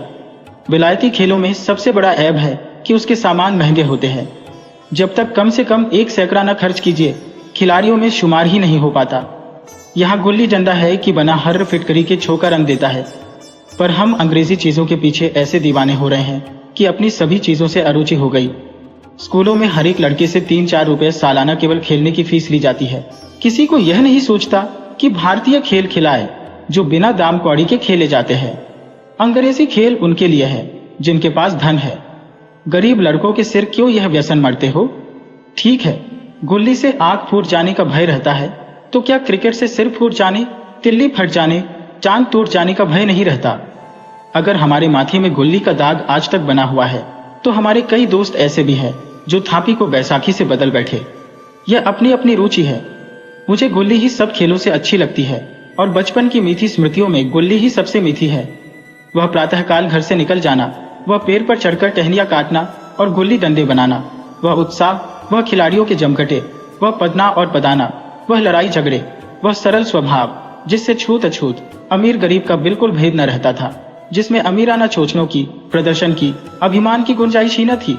यह उसी वक्त भूलेगा जब घर वाले बिगड़ रहे हैं, पिताजी चौके पर बैठे बेग से रोटियों पर अपना क्रोध उतार रही हैं, अम्माओं की दौड़ केवल द्वार तक है, लेकिन उनकी विचारधारा में मेरा अंधकारमय भविष्य टूटी हुई नौका की तरह डगमगा रहा है। और मैं हूं कि पदाने में मस्त हूं, न नहाने की सुधि है न खाने की। गुल्ली है तो जरा सी, पर उसमें दुनिया भर की मिठाइयों की मिठास और तमाशों का आनंद भरा हुआ है। मेरे हमजोलियों में एक लड़का गया नाम का था, मुझसे 2-3 साल बड़ा होगा, दुबला, बंदरों की सी लंबी लंबी पतली पतली उंगलियां, बंदरों की सी चपलता, वही झल्लाहट। गुल्ली कैसी ही हो, पर इस तरह लपकता था जैसे छिपकली कीड़ों पर लपकती है। मालूम नहीं उसके माँ बाप थे या नहीं, कहाँ रहता था, क्या खाता था, पर था हमारे गुल्ली क्लब का चैंपियन। जिसकी तरफ वह आ जाए उसकी जीत निश्चित थी। हम सब उसे दूर से आते देख उसका दौड़कर स्वागत करते थे और अपना गोइया बना लेते थे। एक दिन मैं और गया 2 ही खेल रहे थे। वह पदा रहा था, मैं पद रहा था, मगर कुछ विचित्र बात है कि पदाने में हम दिन भर मस्त रह सकते हैं, पदना 1 मिनट का भी करता है। मैंने गला छुड़ाने के लिए सब चालें चली, जो ऐसे अवसर पर शास्त्र विहित न होने पर भी क्षम्य है, लेकिन गया अपना दाम लिए बगैर मेरा पिंड न छोड़ता था। मैं घर की ओर भागा, अनुनय विनय का कोई असर न हुआ था। गया ने मुझे दौड़कर पकड़ लिया और डंडा तानकर बोला, मेरा दाव देकर जाओ। पदाया तो बड़े बहादुर बनके, पदने के बेर क्यों भागे जाते हो? तुम दिन भर पदाओ तो मैं दिन भर पदता रहूं? हाँ, तुम्हें दिन भर पदना पड़ेगा। न खाने जाओ न पीने जाओ? हाँ, मेरा दाव दिए बिना कहीं नहीं जा सकते। मैं तुम्हारा गुलाम हो? हाँ, मेरे गुलाम हो। मैं घर जाता हूं, देखो मेरा क्या कर लेते हो। घर कैसे जाओगे, कोई दिल लगी है। दाव दिया है, दाव लेंगे। अच्छा, कल मैंने अमरूद खिलाया था, वह लौटा दो। वह तो पेट में चला गया, निकालो पेट से। तुमने क्यों खाया मेरा अमरूद? अमरूद तुमने दिया तब मैंने खाया, मैं तुमसे मानने न गया था। जब तक मेरा अमरूद न दोगे मैं दाव न दूंगा। मैं समझता था न्याय मेरी ओर है, आखिर मैंने किसी स्वार्थ से ही उसे अमरूद खिलाया होगा। कौन निस्वार्थ किसी के साथ सलूक करता है? भिक्षा तक तो स्वार्थ के लिए देते हैं। जब गया ने अमरूद खाया तो फिर उसे मुझसे दाम लेने का क्या अधिकार है? रिश्वत देकर तो लोग खून बचा जाते हैं, ये मेरा अमरूद यूं ही हजम कर जाएगा? अमरूद पैसे के 5 वाले थे, जो गया के बाप को भी नसीब ना होंगे। यह सरासर अन्याय था। गया ने मुझे अपनी ओर खींचते हुए कहा, मेरा दाव देकर जाओ। अमरूद समरूद मैं नहीं जानता, मुझे न्याय का बल था। वह अन्याय पर डटा हुआ था। मैं हाथ छुड़ाकर भागना चाहता था, वह मुझे जाने न देता। मैंने उसे गाली दी, उसने उससे कड़ी गाली दी, और गाली ही नहीं, एक छांटा जमा दिया। मैंने उसे दांत काट लिया, उसने मेरी पीठ पर डंडा जमा दिया। मैं रोने लगा। गया मेरे इस अस्त्र का मुकाबला न कर सका। मैंने तुरंत आंसू पोंछ डाले, जंडे की चोट भूल गया और हंसता हुआ घर जा पहुंचा। मैं थानेदार का लड़का एक नीच जात के लौंडे के हाथों पिट गया। यह मुझे उस समय भी अपमानजनक मालूम हुआ, लेकिन घर में किसी से शिकायत न की। उन्हीं दिनों पिताजी का वहां से तबादला हो गया। नई दुनिया देखने की खुशी में ऐसा फूला कि अपने हमजोलियों से बिछुड़ जाने का बिल्कुल दुख न हुआ। पिताजी दुखी थे, वह बड़ी आमदनी की जगह थी। अम्मा जी भी दुखी थी, यहाँ सब चीज सस्ती थी और मोहल्ले की स्त्रियों से घराब सा हो गया था। लेकिन मैं सारी खुशी के फूला न समाता था। लड़कों में जीत उड़ा रहा था। वहां ऐसे घर थोड़े ही होते हैं, ऐसे ऐसे ऊंचे घर हैं कि आसमान से बातें करते हैं। वहां के अंग्रेजी स्कूल में कोई मास्टर लड़कों को पीटे तो उसे जेहल हो जाए। मेरे मित्रों की फैली हुई आंखें और चकित मुद्रा बतला रही थी कि मुझसे उनकी निगाह में कितनी स्पर्धा हो रही थी। मानो कह रहे थे, तू भागवान हो भाई, जाओ। हमें तो इसी ओजर ग्राम में जीना भी है और मरना भी। 20 साल गुजर गए। मैंने इंजीनियरिंग पास की और उसी जिले का दौरा करता हुआ उसी कस्बे में पहुंचा और डाक बंगले में ठहरा।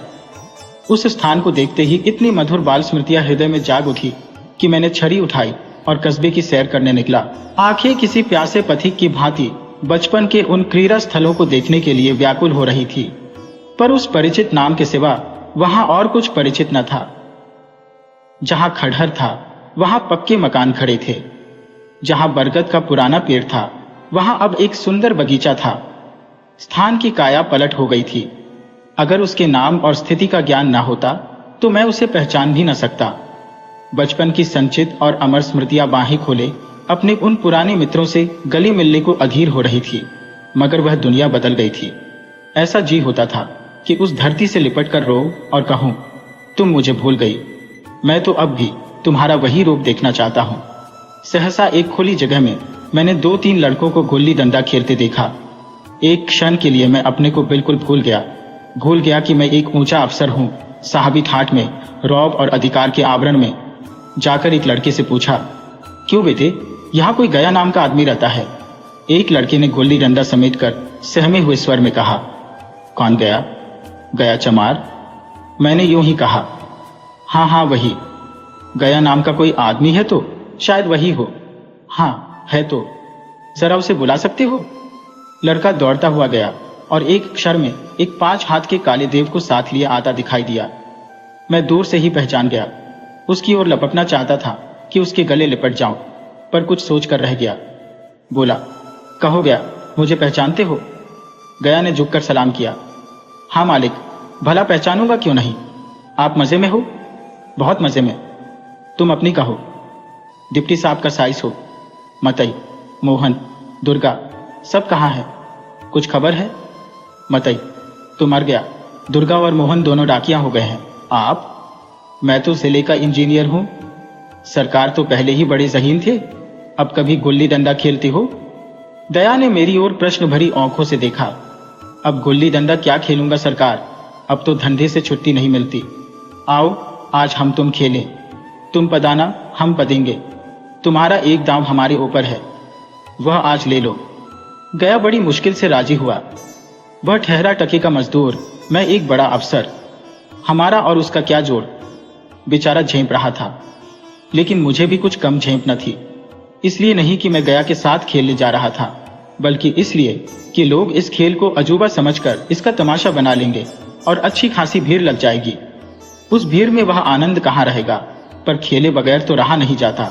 आखिर निश्चय हुआ कि दोनों जने बस्ती से बहुत दूर खेलेंगे और बचपन की उस मिठाई को खूब रस ले लेकर खाए नंगे। मैं गया को लेकर डाक बंगले पर आया और मोटर में बैठकर दोनों मैदान की ओर चले। साथ में एक कुल्हाड़ी ले ली। मैं गंभीर भाव धारण किए हुए था, लेकिन गया इसे अभी तक मजाक ही समझ रहा था। फिर भी उसके मुख पर उत्सुकता या आनंद का कोई चिन्ह न था। शायद वह हम दोनों में जो अंतर हो गया था, यही सोचने में मग्न था। मैंने पूछा, तुम्हें कभी हमारी याद आती थी गया? सच कहना। गया झेंपता हुआ बोला, मैं आपको याद करता हुजूर, किस लायक हो? भाग में आपके साथ कुछ दिन खेलना बदा था, नहीं मेरी क्या गिनती।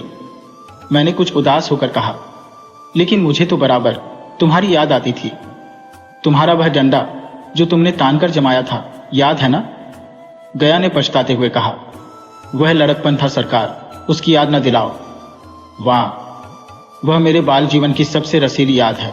तुम्हारे उस डंडे में जो रस था, वह तो अब न आदर सम्मान में पाता हो, न धन में। इतनी देर में हम बस्ती से कोई 3 मील निकल आए। चारों तरफ सन्नाटा है।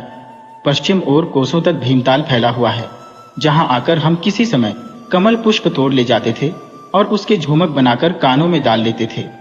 जेठ की संध्या केसर में डूबी चली आ रही है। मैं लपक कर एक पेड़ पर चढ़ गया और एक टहनी काट लाया। छटपट गुल्ली डंडा बन गया। खेल शुरू हो गया। मैंने गुच्छी में गुल्ली रखकर उछाली। गुल्ली गया के सामने से निकल गई। उसने हाथ लपकाया जैसे मछली पकड़ रहा हो। गुल्ली उसके पीछे जाकर गिरी। ये वही गया है जिसके हाथों में गुल्ली जैसे आप ही आकर बैठ जाती थी। वह दाहिने बाएं कहीं हो, गुल्ली उसकी हथेली में ही पहुंचती थी, जैसे गुल्लियों पर वशीकरण डाल देता हो। नई गुल्ली, पुरानी गुल्ली, छोटी गुल्ली, बड़ी गुल्ली, नोकदार गुल्ली, सपाट गुल्ली, सभी उससे मिल जाती थी। जैसे उसके हाथों में कोई चुंबक हो, गुल्लियों को खींच लेता हो। लेकिन आज गुल्ली को उससे वह प्रेम नहीं रहा। फिर तो मैंने पदाना शुरू किया। मैं तरह तरह की धांधलियां कर रहा था। अभ्यास की कसर बेईमानी से पूरी कर रहा था। खुद जाने पर भी डंडा खेले जाता था। हालांकि शास्त्र के अनुसार गया की बारी आनी चाहिए थी। गुल्ली पर ऊंची चोट पड़ती और वह जरा दूर पर गिर पड़ती तो मैं झपट कर उसे खुद उठा लेता और दोबारा टाँड़ लगाता। गया ये सारी बेकायदगियां देख रहा था, पर कुछ न बोलता था, जैसे उसे वह सब कायदे कानून भूल गए। उसका निशाना कितना अचूक था। गुल्ली उसके हाथ से निकलकर तन से डंडे से आकर लगती थी। उसके हाथ से छूटकर उसका काम था डंडे से टकरा जाना, लेकिन आज वह गुल्ली डंडे में लगती ही नहीं। कभी दाहिने जाती है, कभी बाएं, कभी आगे, कभी पीछे। आध घंटे पदाने के बाद एक गुल्ली डंडे में आ लगी। मैंने धांधली की गुल्ली डंडे में नहीं लगी, बिल्कुल पास से गई, लेकिन लगी नहीं। गया ने किसी प्रकार का असंतोष प्रकट नहीं किया। न लगी होगी। डंडे में लगती तो क्या मैं बेईमानी करता? नहीं भैया, तुम भला बेईमानी करोगे?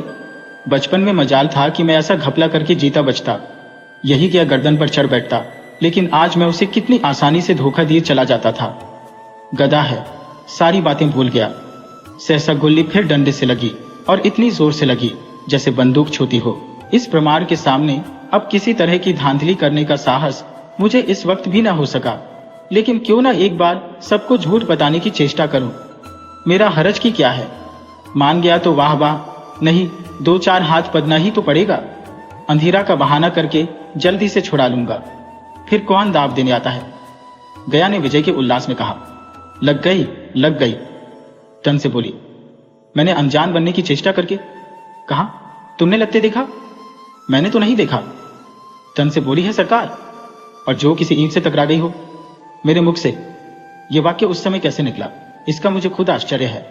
इस सत्य को झुठलाना वैसा ही था जैसे दिन को रात बताना। हम दोनों ने गुल्ली को डंडे में जोर से लगते देखा था, लेकिन गया ने मेरा कथन स्वीकार कर लिया। हाँ, किसी ईंट में ही लगी होगी। डंडे में लगती तो इतनी आवाज ना आती। मैंने फिर पदाना शुरू कर दिया, लेकिन इतनी प्रत्यक्ष धांधली कर लेने के बाद गया कि सरलता पर मुझे दया आने लगी। इसीलिए जब तीसरी बार गुल्ली डंडे में लगी तो मैंने बड़ी उदारता से दाव देना तय कर लिया। गया ने कहा, अब तो अंधेरा हो गया है भैया, कल पर रखो। मैंने सोचा कल बहुत सा समय होगा, यह न जाने कितनी देर पदाए, इसलिए इसी वक्त मुआमला साफ कर लेना अच्छा होगा। नहीं नहीं, अभी बहुत उजाला है, तुम अपना दाव ले लो, गुल्ली सूझेगी नहीं। कुछ परवाह नहीं। गया ने पदाना शुरू किया, पर उसे अब बिल्कुल अभ्यास न था। उसने 2 बार टाड़ लगाने का इरादा किया, पर दोनों ही बार होच गया। 1 मिनट से कम में वह दांव खो बैठा। मैंने अपनी हृदय की विशालता का परिचय दिया। एक दांव और खेल लो, तुम तो पहले ही हाथ में हुच गए। नहीं भैया, अब अंधेरा हो गया, तुम्हारा अभ्यास छूट गया, कभी खेलते नहीं। खेलने का समय कहाँ मिलता है भैया। हम दोनों मोटर पर जा बैठे और चिराग जलते जलते पड़ाव पर पहुंच गए। गया चलते चलते बोला, कल यहाँ गुल्ली डंडा होगा, सभी पुराने खिलाड़ी खेलेंगे, तुम भी आओगे? जब तुम्हें फुर्सत हो तभी खिलाड़ियों को बुलाऊं। मैंने शाम का समय दिया और दूसरे दिन मैच देखने गया। कोई 10-10 आदमियों की मंडली थी। कई मेरे लड़कपन के साथी निकले। अधिकांश युवक थे जिन्हें मैं पहचान न सका। खेल शुरू हुआ। मैं मोटर पर बैठा बैठा तमाशा देखने लगा। आज गया का खेल, उसका नैपुण्य देखकर मैं चकित हो गया। टाड़ लगाता तो गुल्ली आसमान से बातें करती। कल की सी वह झिझक, वह हिचकिचाहट, वह बेदिली आज न थी। लड़कपन में जो बात थी आज उसने प्रौढ़ता प्राप्त कर ली थी। कहीं कल इसने मुझे इस तरह पदाया होता तो मैं जरूर रोने लगता। उसके डंडे की चोट खाकर गुल्ली 200 गज की खबर लाती थी। पदने वालों में एक युवक ने कुछ धांधली की। उसने अपने विचार में गुल्ली लपक ली थी। गया का कहना था गुल्ली जमीन में लगकर उछली थी। इस पर दोनों में ताल ठोकने की नौबत आई है। युवक दब गया। गया का तमतमाया हुआ चेहरा देखकर डर गया। अगर वह दब न जाता तो जरूर मारपीट हो जाती। मैं खेल में न था, पर दूसरों के इस खेल में मुझे वही लड़कपन का आनंद आ रहा था जब हम सब कुछ भूलकर खेल में मस्त हो जाते थे। अब मुझे मालूम हुआ कि कल गया ने मेरे साथ खेला नहीं, केवल खेलने का बहाना किया। उसने मुझे दया का पात्र समझा। मैंने धांधली की, बेईमानी की, पर उसे जरा भी क्रोध न आया, इसलिए कि वह खेल न रहा था, मुझे खेला रहा था, मेरा मन रख रहा था। वह मुझे पदाकर मेरा कचूमर नहीं निकालना चाहता था। मैं अब अफसर हूं। यह अफसरी मेरे और उसके बीच में दीवार बन गई है। मैं अब उसका लिहाज पा सकता हूं, अदब पा सकता हूं, साहचर्य नहीं पा सकता। लड़कपन था तब मैं उसका समकक्ष था। यह पद पाकर अब मैं केवल उसकी दया योग्य हूं। वह मुझे अपना जोड़ नहीं समझता। वह बड़ा हो गया है, मैं छोटा हो गया हूं। कई दिनों से घर में कलह मचा हुआ था। माँ अलग मुंह फुलाए बैठी थी, स्त्री अलग। घर की वायु में जैसे विष भरा हुआ था। रात को भोजन नहीं बना। दिन को मैंने स्टोव पर खिचड़ी डाली, पर खाया किसी ने नहीं। बच्चों को भी आज भूख न थी। छोटी लड़की कभी मेरे पास आकर खड़ी हो जाती, कभी माता के पास, कभी दादी के पास, पर कहीं उसके लिए प्यार की बातें न थी। कोई उसे गोद में न उठाता था, मानो उसने भी अपराध किया हो। लड़का शाम को स्कूल से आया, किसी ने उसे कुछ खाने को न दिया, न उससे बोला, न कुछ पूछा। दोनों बरामदे में मन मारे बैठे हुए थे और शायद सोच रहे थे, घर में आज क्यों लोगों के हृदय उनसे इतने फिर गए हैं।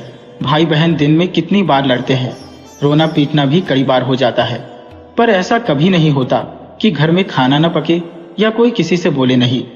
ये कैसा झगड़ा है कि 24 घंटे गुजर जाने पर भी शांत नहीं होता। यह शायद उनकी समझ में न आता था। झगड़े की जड़ कुछ न थी। अम्मा ने मेरी बहन के घर तीजा भेजन के लिए जिन सामानों की सूची लिखाई, वह पत्नी जी को घर की स्थिति देखते हुए अधिक मालूम हुई। अम्मा खुद समझदार है, उन्होंने थोड़ी बहुत काट छांट कर दी थी, लेकिन पत्नी जी के विचार से और काट छांट होनी चाहिए थी। 5 साड़ियों की जगह 3 रहे तो क्या बुराई है।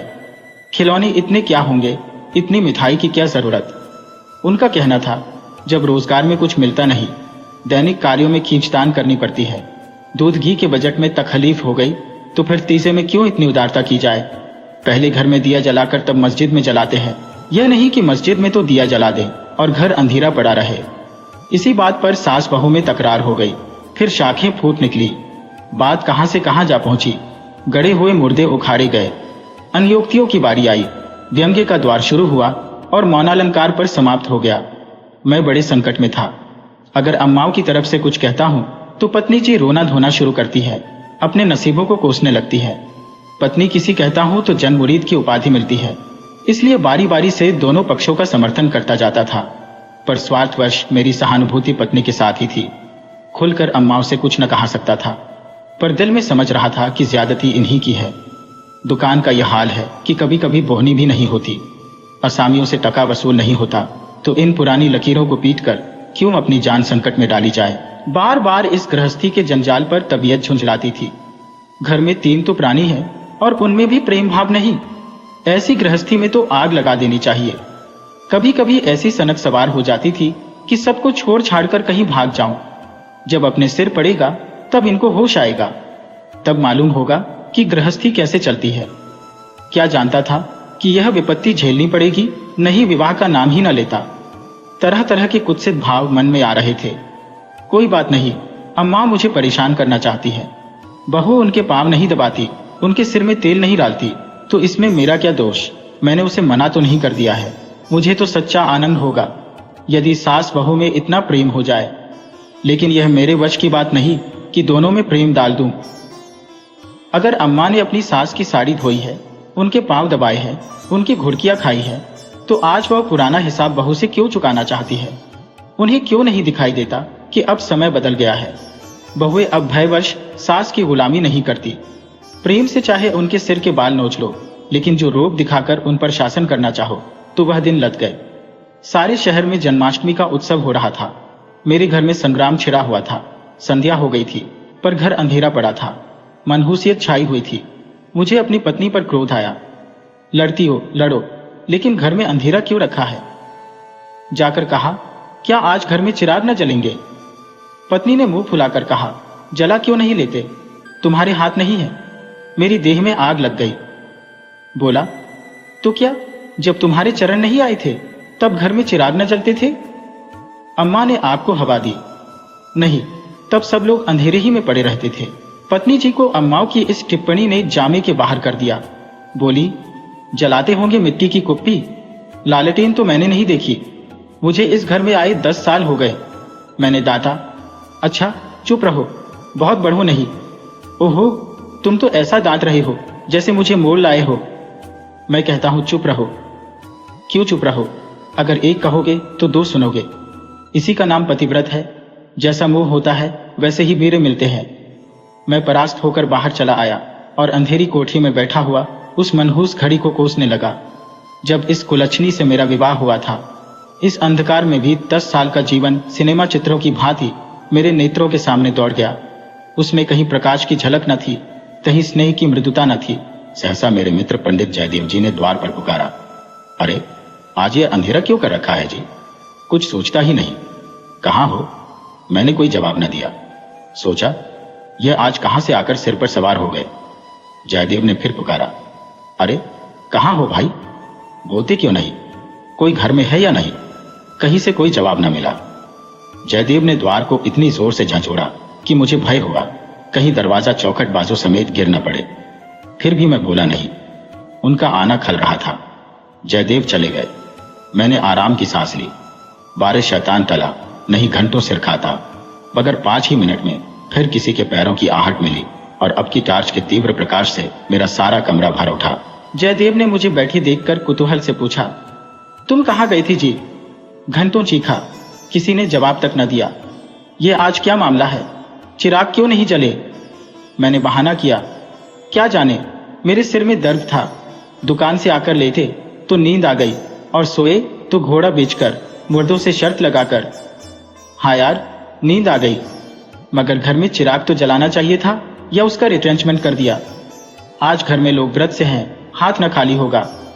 खैर चलो, कहीं झांकी देखने चलते हो। सेठ घोड़ेमल के मंदिर में ऐसी झांकी बनी है कि देखते ही बनता है। ऐसे ऐसे शीशे और बिजली के सामान सजाए हैं कि आंखें झपक उठती हैं। सिंहासन के ठीक सामने ऐसा फुवारा लगाया है कि उसमें से गुलाब जल की फुहारें निकलती हैं। मेरा तो चोला मस्त हो गया। सीधे तुम्हारे पास दौड़ा चला आ रहा हूं। बहुत झांकियां देखी होंगी तुमने, लेकिन यह और ही चीज है। आलम फटा पड़ता है। सुनते हैं दिल्ली से कोई चतुर कारीगर आया है, उसी की यह करामात है। मैंने उदासीन भाव से कहा, मेरी तो जाने की इच्छा नहीं है भाई, सिर में जोर का दर्द है। तब तो जरूर चलो, दर्द भाग न जाए तो कहना। तुम तो यार बहुत दिक करते हो। इसी मारे मैं चुपचाप पड़ा था कि किसी तरह यह बला टले, लेकिन तुम सिर पर सवार हो गए। कह दिया मैं न जाऊंगा, और मैंने कह दिया मैं जरूर ले जाऊंगा मुझ पर विजय पाने का। मेरे मित्रों को बहुत आसान नुस्खा याद है। यूं हाथापाई, ढींगा मुश्ती, धौल धप्पे में किसी से पीछे रहने वाला नहीं हो। लेकिन किसी ने मुझे गुदगुदाया और परास्त हुआ। फिर मेरी कुछ नहीं चलती। मैं हाथ जोड़ने लगता हूँ, गिगियाने लगता हूँ और कभी कभी रोने भी लगता हूँ। जयदेव ने वही नुस्खा आजमाया और उसकी जीत हो गई। संधि की वही शर्त ठहरी कि मैं चुपके से झांकी देखने चला चलूं। सेठ घोड़ेलाल उन आदमियों में है जिनका प्रातः को नाम ले लो तो दिन भर भोजन न मिले। उनके मक्खी चूस पने की सैकड़ों ही दंत कथाएं नगर में प्रचलित है। कहते हैं एक बार मारवाड़ का एक भिखारी उनके द्वार पर डट गया कि भिक्षा लेकर ही जाऊंगा। सेठ जी भी अड़ गए कि भिक्षा न दूंगा चाहे कुछ हो। मारवाड़ी उन्हीं के देश का था। कुछ देर तो उनके पूर्वजों का बखान करता रहा, फिर उनकी निंदा करने लगा। अंत में द्वार पर लेट रहा। सेठ जी ने रत्ती भर परवाह न की। भिक्षुक भी अपनी धुन का पक्का था। सारा दिन द्वार पर बेदाना पानी पड़ा रहा और अंत में वही मर गया। तब सेठ जी पसीजे और उसकी क्रिया इतनी धूमधाम से की कि बहुत कम किसी ने की होगी। भिक्षुक का सत्याग्रह सेठ जी के लिए वरदान हो गया। उनके अंतःकरण में भक्ति का जैसे स्रोत खुल गया। अपनी सारी संपत्ति धर्मार्थ अर्पण कर दी। हम लोग ठाकुरदारे में पहुंचे तो दर्शकों की भीड़ लगी हुई थी। कंधे से कंधा छिलता था। आने और जाने के मार्ग अलग थे, फिर भी हमें आध घंटे के बाद भीतर जाने का अवसर मिला। जयदेव सजावट देख देख कर लौटपोट हुए जाते थे, पर मुझे ऐसा मालूम होता था कि इस बनावट और सजावट के मेले में कृष्ण की आत्मा कहीं खो गई है। उनकी वह रत्न जटित बिजली से जगमगाती मूर्ति देखकर मेरे मन में ग्लानि उत्पन्न हुई। इस रूप में भी प्रेम का निवास हो सकता है? मैंने तो रत्नों में दर्प और अहंकार ही भरा देखा है। मुझे उस वक्त यही याद न रही कि यह एक करोड़पति सेठ का मंदिर है और धनी मनुष्य धन में लौटने वाली ईश्वर की ही कल्पना कर सकता है। धनी ईश्वर में ही उसकी श्रद्धा हो सकती है। जिसके पास धन नहीं वह उसकी दया का पात्र हो सकता है, श्रद्धा का कदापि नहीं। मंदिर में जयदेव को सभी जानते हैं। उन्हें तो सभी जगह सभी जानते हैं। मंदिर के आंगन में संगीत मंडली बैठी हुई थी। केलकर जी अपने गंधर्व विद्यालय के शिष्यों के साथ तंबूरा लिए बैठे थे। पखावज, सितार, सरोद, वीणा और जाने कौन कौन बाजे, जिनके नाम भी मैं नहीं जानता, उनके शिष्यों के पास थे। कोई गीत बजाने की तैयारी हो रही थी। जयदेव को देखते ही केलकर जी ने पुकारा। मैं भी तुफैल में जा बैठा। एक क्षण में गीत शुरू हुआ। समा बन गया। जहां इतना शोरगुल था कि तोप की आवाज भी न सुनाई देती, वहां जैसे माधुर्य के उस प्रवाह ने सब किसी को अपने में डुबा लिया। जो जहां था वही मंत्र मुग्ध सा खड़ा था। मेरी कल्पना कभी इतनी सचित्र और सजीव न थी। मेरे सामने न वह बिजली की चकाचौंध थी, न वह रत्नों की जगमगाहट, न वह भौतिक विभूतियों का समारोह। मेरे सामने वही यमुना का तट था, गुलमलताओं का घूंघट मुंह पर डाले हुए। वही मोहिनी गोइन थी, वही गोपियों की जलक्रीड़ा, वही वंशी की मधुर ध्वनि, वही शीतल चांदनी और वही प्यारा नंद किशोर, जिसकी मुख छवि में प्रेम और वात्सल्य की ज्योति थी, जिसके दर्शनों ही से हृदय निर्मल हो जाते थे। मैं इसी आनंद विस्मृति की दशा में था कि कंसर्ट बंद हो गया और आचार्य केलकर के एक किशोर शिष्य ने ध्रुपद अलापना शुरू किया। कलाकारों की आदत है कि शब्दों को कुछ इस तरह तोड़ मरोड़ देते हैं कि अधिकांश सुनने वालों की समझ में नहीं आता कि क्या गा रहे हैं। इस गीत का एक शब्द भी मेरी समझ में ना आया, लेकिन कंठ स्वर में कुछ ऐसा मादकता भरा लालित्य था कि प्रत्येक स्वर मुझे रोमांचित कर देता था। कंठ स्वर में इतनी जादू भरी शक्ति है, इसका मुझे आज कुछ अनुभव हुआ। मन में एक नए संसार की सृष्टि होने लगी, जहां आनंद ही आनंद है, प्रेम ही प्रेम, त्याग ही त्याग। ऐसा जान पड़ा दुख केवल चित्त की एक वृत्ति है, सत्य है केवल आनंद। एक स्वच्छ करुणा भरी कोमलता जैसे मन को मसोसने लगी। ऐसी भावना मन में उठी कि वहां जितने सज्जन बैठे हुए थे सब मेरे अपने हैं, अभिन्न है। फिर अतीत के गर्भ से मेरे भाई की स्मृति मूर्ति निकल आई। मेरा छोटा भाई बहुत दिन हुए मुझसे लड़कर घर की जमा जथा लेकर रंगून भाग गया था और वही उसका देहांत हो गया था। उसके पाशविक व्यवहारों को याद करके मैं उन्मत्त हो उठता था। उसे जीता पा जाता तो शायद उसका खून पी जाता, पर इस समय स्मृति मूर्ति को देखकर मेरा मन जैसे मुखरित हो उठा। उसे आलिंगन करने के लिए व्याकुल हो गया। उसने मेरे साथ, मेरी स्त्री के साथ, माता के साथ, मेरे बच्चे के साथ जो जो कटु, नीच और घृणास्पद व्यवहार किए थे वह सब मुझे भूल गए। मन में केवल यही भावना थी, मेरा भैया कितना दुखी है। मुझे इस भाई के प्रति कभी इतनी ममता न हुई थी। फिर तो मन की वह दशा हो गई जिसे विह्वलता कह सकते हैं। शत्रु भाव जैसे मन से मिट गया था। जिन जिन प्राणियों से मेरा बैर भाव था, जिनसे गाली गलौज, मारपीट, मुकदमाबाजी सब कुछ हो चुकी थी, वह सभी जैसे मेरे गले में लिपट लिपट कर हंस रहे थे। खरविद्या पत्नी की मूर्ति मेरे सामने आ खड़ी हुई। वह मूर्ति जिसे 10 साल पहले मैंने देखा था। उन आंखों में वही विकल कंपन था, वही संदिग्ध विश्वास, कपोलों पर वही लज्जा लालिमा, जैसे प्रेम सरोवर से निकला हुआ कोई कमल पुष्प हो। वही अनुराग, वही आवेश, वही याचना भरी उत्सुकता जिसमें मैंने उस न भूलने वाली रात को उसका स्वागत किया था, एक बार फिर मेरे हृदय में जाग उठी। मधुर स्मृतियों का जैसे स्रोत सा खुल गया। जी ऐसा तड़पा कि इसी समय जाकर विद्या के चरणों पर सिर रगड़कर रोऊं और रोते रोते बेसुध हो जाऊं। मेरी आंखें सजल हो गईं। मेरे मुंह से जो कटु शब्द निकले थे वह सब जैसे मेरे ही हृदय में गड़ने लगे। इसी दशा में जैसे ममतामयी माता ने आकर मुझे गोद में उठा लिया। बालपन में जिस वात्सल्य का आनंद उठाने की मुझ में शक्ति न थी, वह आनंद आज मैंने उठाया। गाना बंद हो गया। सब लोग उठ उठ कर जाने लगे। मैं कल्पना सागर में ही डूबा रहा। सहसा जयदेव ने पुकारा, चलते हो या बैठे ही रहोगे?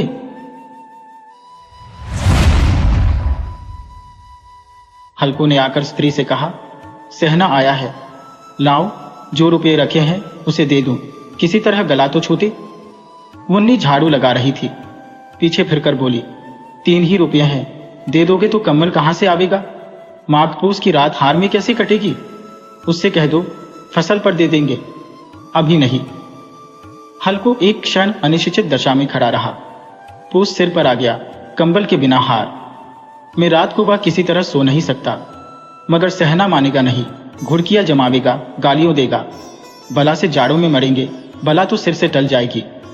ये सोचता हुआ वह अपना भारी भरकम दिल लिए हुए, जो उसके नाम को झूठ सिद्ध करता था, स्त्री के समीप आ गया और खुशामद करके बोला, दे दे, गला तो छूटे, कम्बल के लिए कोई दूसरा उपाय सोचूंगा।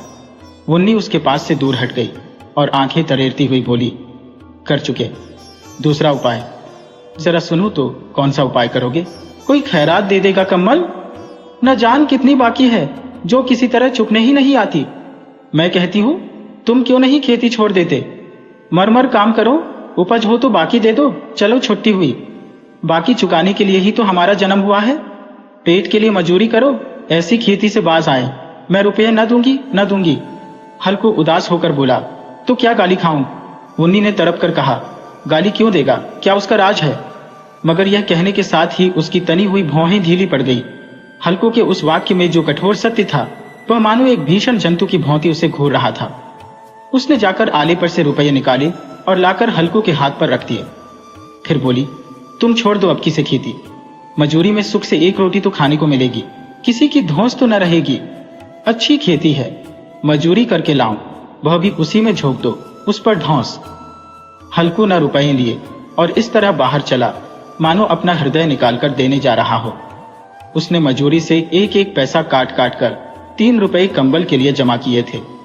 वह आज निकले जा रहे थे। एक एक पग के साथ उसका मस्तक पानी दीनता के भार से दबा जा रहा था। पूस की अंधेरी रात, आकाश पर तारे भी ठिठुरते हुए मालूम होते थे। हल्कू अपने खेत के किनारे ओक के पतों की एक छतरी के नीचे बॉस की खटाले पर अपनी पुरानी गाड़ी की चादर ओढ़े पड़ा कौप रहा था। खाट के नीचे उसका संगी कुत्ता जबरा पेट में मुंह डाले सर्दी से कुंकू कर रहा था। 2 में से एक को भी नींद नहीं आ रही थी। हल्कू ने घुटनियों को गर्दन में चिपकाते हुए कहा, क्यों जबरा, जाड़ा लगता है? कहता तो था घर में पुआल पर लेट रहा, तो यहाँ क्या लेने आए थे? अब खाऊं ठंड, मैं क्या करूं? जानते थे मैं यहाँ हलवा पूरी खाने आ रहा हूं। दौड़े दौड़े आगे आगे चले आए। अब रो नानी के नाम को। जबरा ने पड़े पड़े दुम हिलाई और अपनी कुंकू को दीर्घ बनाता हुआ कहा, कल से मत आना मेरे साथ, नहीं तो ठंडे हो जाओगे। यह रान पछुआ न जाने कहां से बर्फ लिए आ रही है। उठूं फिर एक चिलम भरूं। किसी तरह रात तो कटे, 8 चिलम तो पी चुका। ये खेती का मजा है। और एक भगवान ऐसे पड़े हैं जिनके पास जाड़ा आए तो गर्मी से घबरा कर भागे। मोटे मोटे गद्दे, लिहाफ, कंबल। मजाल है जाड़े का गुजर हो जाए। तकदीर की खूबी, मजूरी हम करें, मजा दूसरे लूटे। हल्कू उठा, गड्ढे में से जरा सी आग निकालकर चिलम भरी। जबरा भी उठ बैठा। हल्कू ने चिलम पीते हुए कहा, पिएगा चिलम? जारा तो क्या जाता है? हाँ जरा, मन बदल जाता है। जबरा ने उनके मुंह की ओर प्रेम से छलकता हुई आंखों से देखा। हल्कू, आज और जारा खा ले। कल से मैं यहां पुआल बिछा दूंगा, उसी में घुसकर बैठना, तब जारा ना लगेगा। जबरा ने अपने पंजों उसकी घुटनियों पर रख दिए और उसके मुंह के पास अपना मुंह ले गया। हल्कू को उसकी गर्म सौस लगी। चिलम पीकर हल्कू फिर लेटा और निश्चय करके लेटा कि चाहे कुछ हो, अब की सो जाऊंगा। पर एक ही क्षण में उसके हृदय में कंपन होने लगा। कभी इस करवट लेटता, कभी उस करवट, पर जारा किसी पिशाच की भौंती उसकी छाती को दबाए हुए था। जब किसी तरह न रहा गया, उसने जबरा को धीरे से उठाया और उसक सिर को थपथपाकर उसे अपनी गोद में सुला लिया। कुत्ते की देह से जाने कैसी दुर्गंध आ रही थी, पर वह उसे अपनी गोद में छिपटाए हुए ऐसे सुख का अनुभव कर रहा था जो इधर महीनों से उसे न मिला था। जबरा शायद यह समझ रहा था कि स्वर्ग यही है, और हल्कू की पवित्र आत्मा में तो उस कुत्ते के प्रति घृणा की गंध तक न थी। अपने किसी अभिन्न मित्र या भाई को भी वह इतनी ही तत्परता से गले लगाता। वह अपनी दीनता से आहत न था जिसने आज उसे इस दशा को पहुंचा दिया। नहीं, इस अनोखी मैत्री ने जैसे उसकी आत्मा के सब द्वार खोल दिए थे और उनका एक एक अनुप्रकाश से चमक रहा था। सहसा जबरा ने किसी जानवर की आहट पाई। इस विशेष आत्मीयता ने उसमें एक नई स्फूर्ति पैदा कर रही थी जो हवा के ठंडे झोंकों को तुच्छ समझती थी। वह झपट कर उठा और छपरी से बाहर आकर भूखने लगा। हल्कू ने उसे कई बार चुमकार कर बुलाया, पर वह उसके पास न आया। हार में चारों तरफ दौड़ दौड़ कर भूखता रहा। एक क्षण के लिए आ भी जाता तो तुरंत ही फिर दौड़ता। कर्तव्य उसके हृदय में अरमान की भांति ही उछल रहा था। 1 घंटा और गुजर गया। रात ने शीत को हवा से धधकाना शुरू किया। हल्कू उठ बैठा और दोनों घुटनों को छाती से मिलाकर सिर को उसमें छिपा लिया। फिर भी ठंड कम न हुई। ऐसा जान पड़ता था सारा रक्त जम गया है, धमनियों में रक्त की जगह हिम बह रही है। उसने झुककर आकाश की ओर देखा। अब भी कितनी रात बाकी है। सप्तर्षि अभी आकाश में आधे भी नहीं चढ़े। ऊपर आ जाएंगे तब कहीं सवेरा होगा। अब भी पहर से ऊपर रात है। हल्कू के खेत से कोई 1 गोली के टप्पे पर आमों का एक बाग था। पतझड़ शुरू हो गई थी। बाग में पत्तियों को ढेर लगा हुआ था। हल्कू ने सोच, चलकर पत्तियों बटोरूं और उन्हें जलाकर खूब तापूं। रात को कोई मुझे पत्तियों बटारते देख तो समझे कोई भूत है। कौन जाने कोई जानवर ही छिपा बैठा हो, मगर अब तो बैठे नहीं रह जाता। उसने पास के अरहर के खेत में जाकर कई पौधे उखाड़ ली। और उनका एक झाड़ू बनाकर हाथ में सुलगता हुआ उपला लिए बगीचे की तरफ चला। जबरा ने उसे आते देखा, पास आया और दुम हिलाने लगा। हल्कू ने कहा, अब तो नहीं रहा जाता जबरो, चलो बगीचे में पत्तियों बटोर कर तापें, कौटे हो जाएंगे तो फिर आकर सोएंगे, अभी तो बहुत रात है।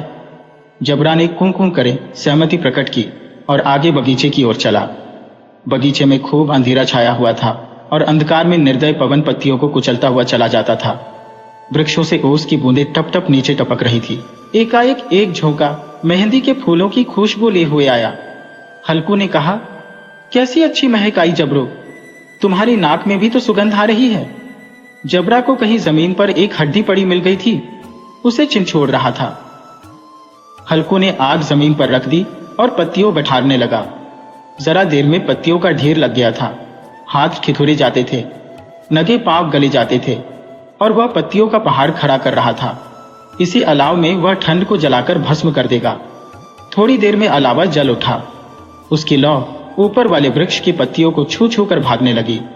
उस अस्थिर प्रकाश में बगीचे के विशाल वृक्ष ऐसे मालूम होते थे मानो उस अथाह अंधकार को अपने सिरों पर संभाले हुए हों। अंधकार के उस अनंत सागर में यह प्रकाश एक नौका के समान हिलता मचलता हुआ जान पड़ता था। हल्कू अलाव के सामने बैठा आग ताप रहा था। एक क्षण में उसने दोहर उतारकर बगल में दबा ली, दोनों पांव फैला दिए मानो ठंड को ललकार रहा हो, तेरे जी में आए सोकर। ठंड की असीम शक्ति पर विजय पाकर वह विजय गर्व को हृदय में छिपा न सकता था। उसने जबरा से कहा, क्यों जब्बर, अब ठंड नहीं लग रही है? जब्बर ने कूं कूं करके मानो कहा, अब क्या ठंड लगती ही रहेगी, पहले से यह उपाय न सूझा? नहीं, इतनी ठंड क्यों खाते? जब्बर ने पूंछ हिलाई। अच्छा आओ, इस अलाव को कूदकर पार करें, देखें कौन निकल जाता है। अगर जल गए बचा तो मैं दवा न करूंगा। जब्बर ने उस अग्नि राशि की ओर कातर नेत्रों से देखा। मुन्नी से कल न कह देना, नहीं लड़ाई करेगी। यह कहता हुआ वह उछला और उस अलाव के ऊपर से साफ निकल गया। पैरों में जरा लपट लगी पर वह कोई बात न थी। जबरा आग के गिर्द घूमकर उसके पास आ खड़ा हुआ। हल्कू ने कहा, चलो चलो, इसकी सही नहीं, ऊपर से कूद कर आओ।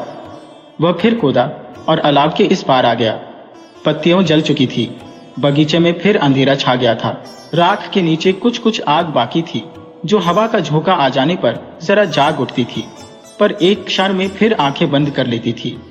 हल्कू ने फिर चादर ओढ़ ली और गर्म राख के पास बैठा हुआ एक गीत गुनगुनाने लगा। उसके बदन में गर्मी आ गई थी, पर जो जो शीत बढ़ती जाती थी उसे आलस से दबाए लेता था। जबरा जोर से भूख कर खेत की ओर भागा। हल्कू को ऐसा मालूम हुआ कि जानवरों का एक झुंड खेत में आया है। शायद नीलगायों का झुंड था। उनके कूदने दौड़ने की आवाजें साफ कान में आ रही थी। फिर ऐसा मालूम हुआ कि खेत में चर रही है। उनके चबाने की आवाज चर चर सुनाई देने लगी। उसने दिल में कहा, नहीं, जबरा के होते कोई जानवर खेत में नहीं आ सकता। नोच ही डाले, मुझे भ्रम हो रहा है। कहां? अब तो कुछ नहीं सुनाई देता। मुझे भी कैसा धोखा हुआ।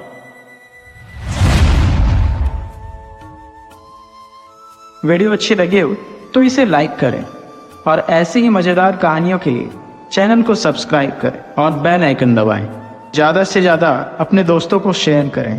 धन्यवाद।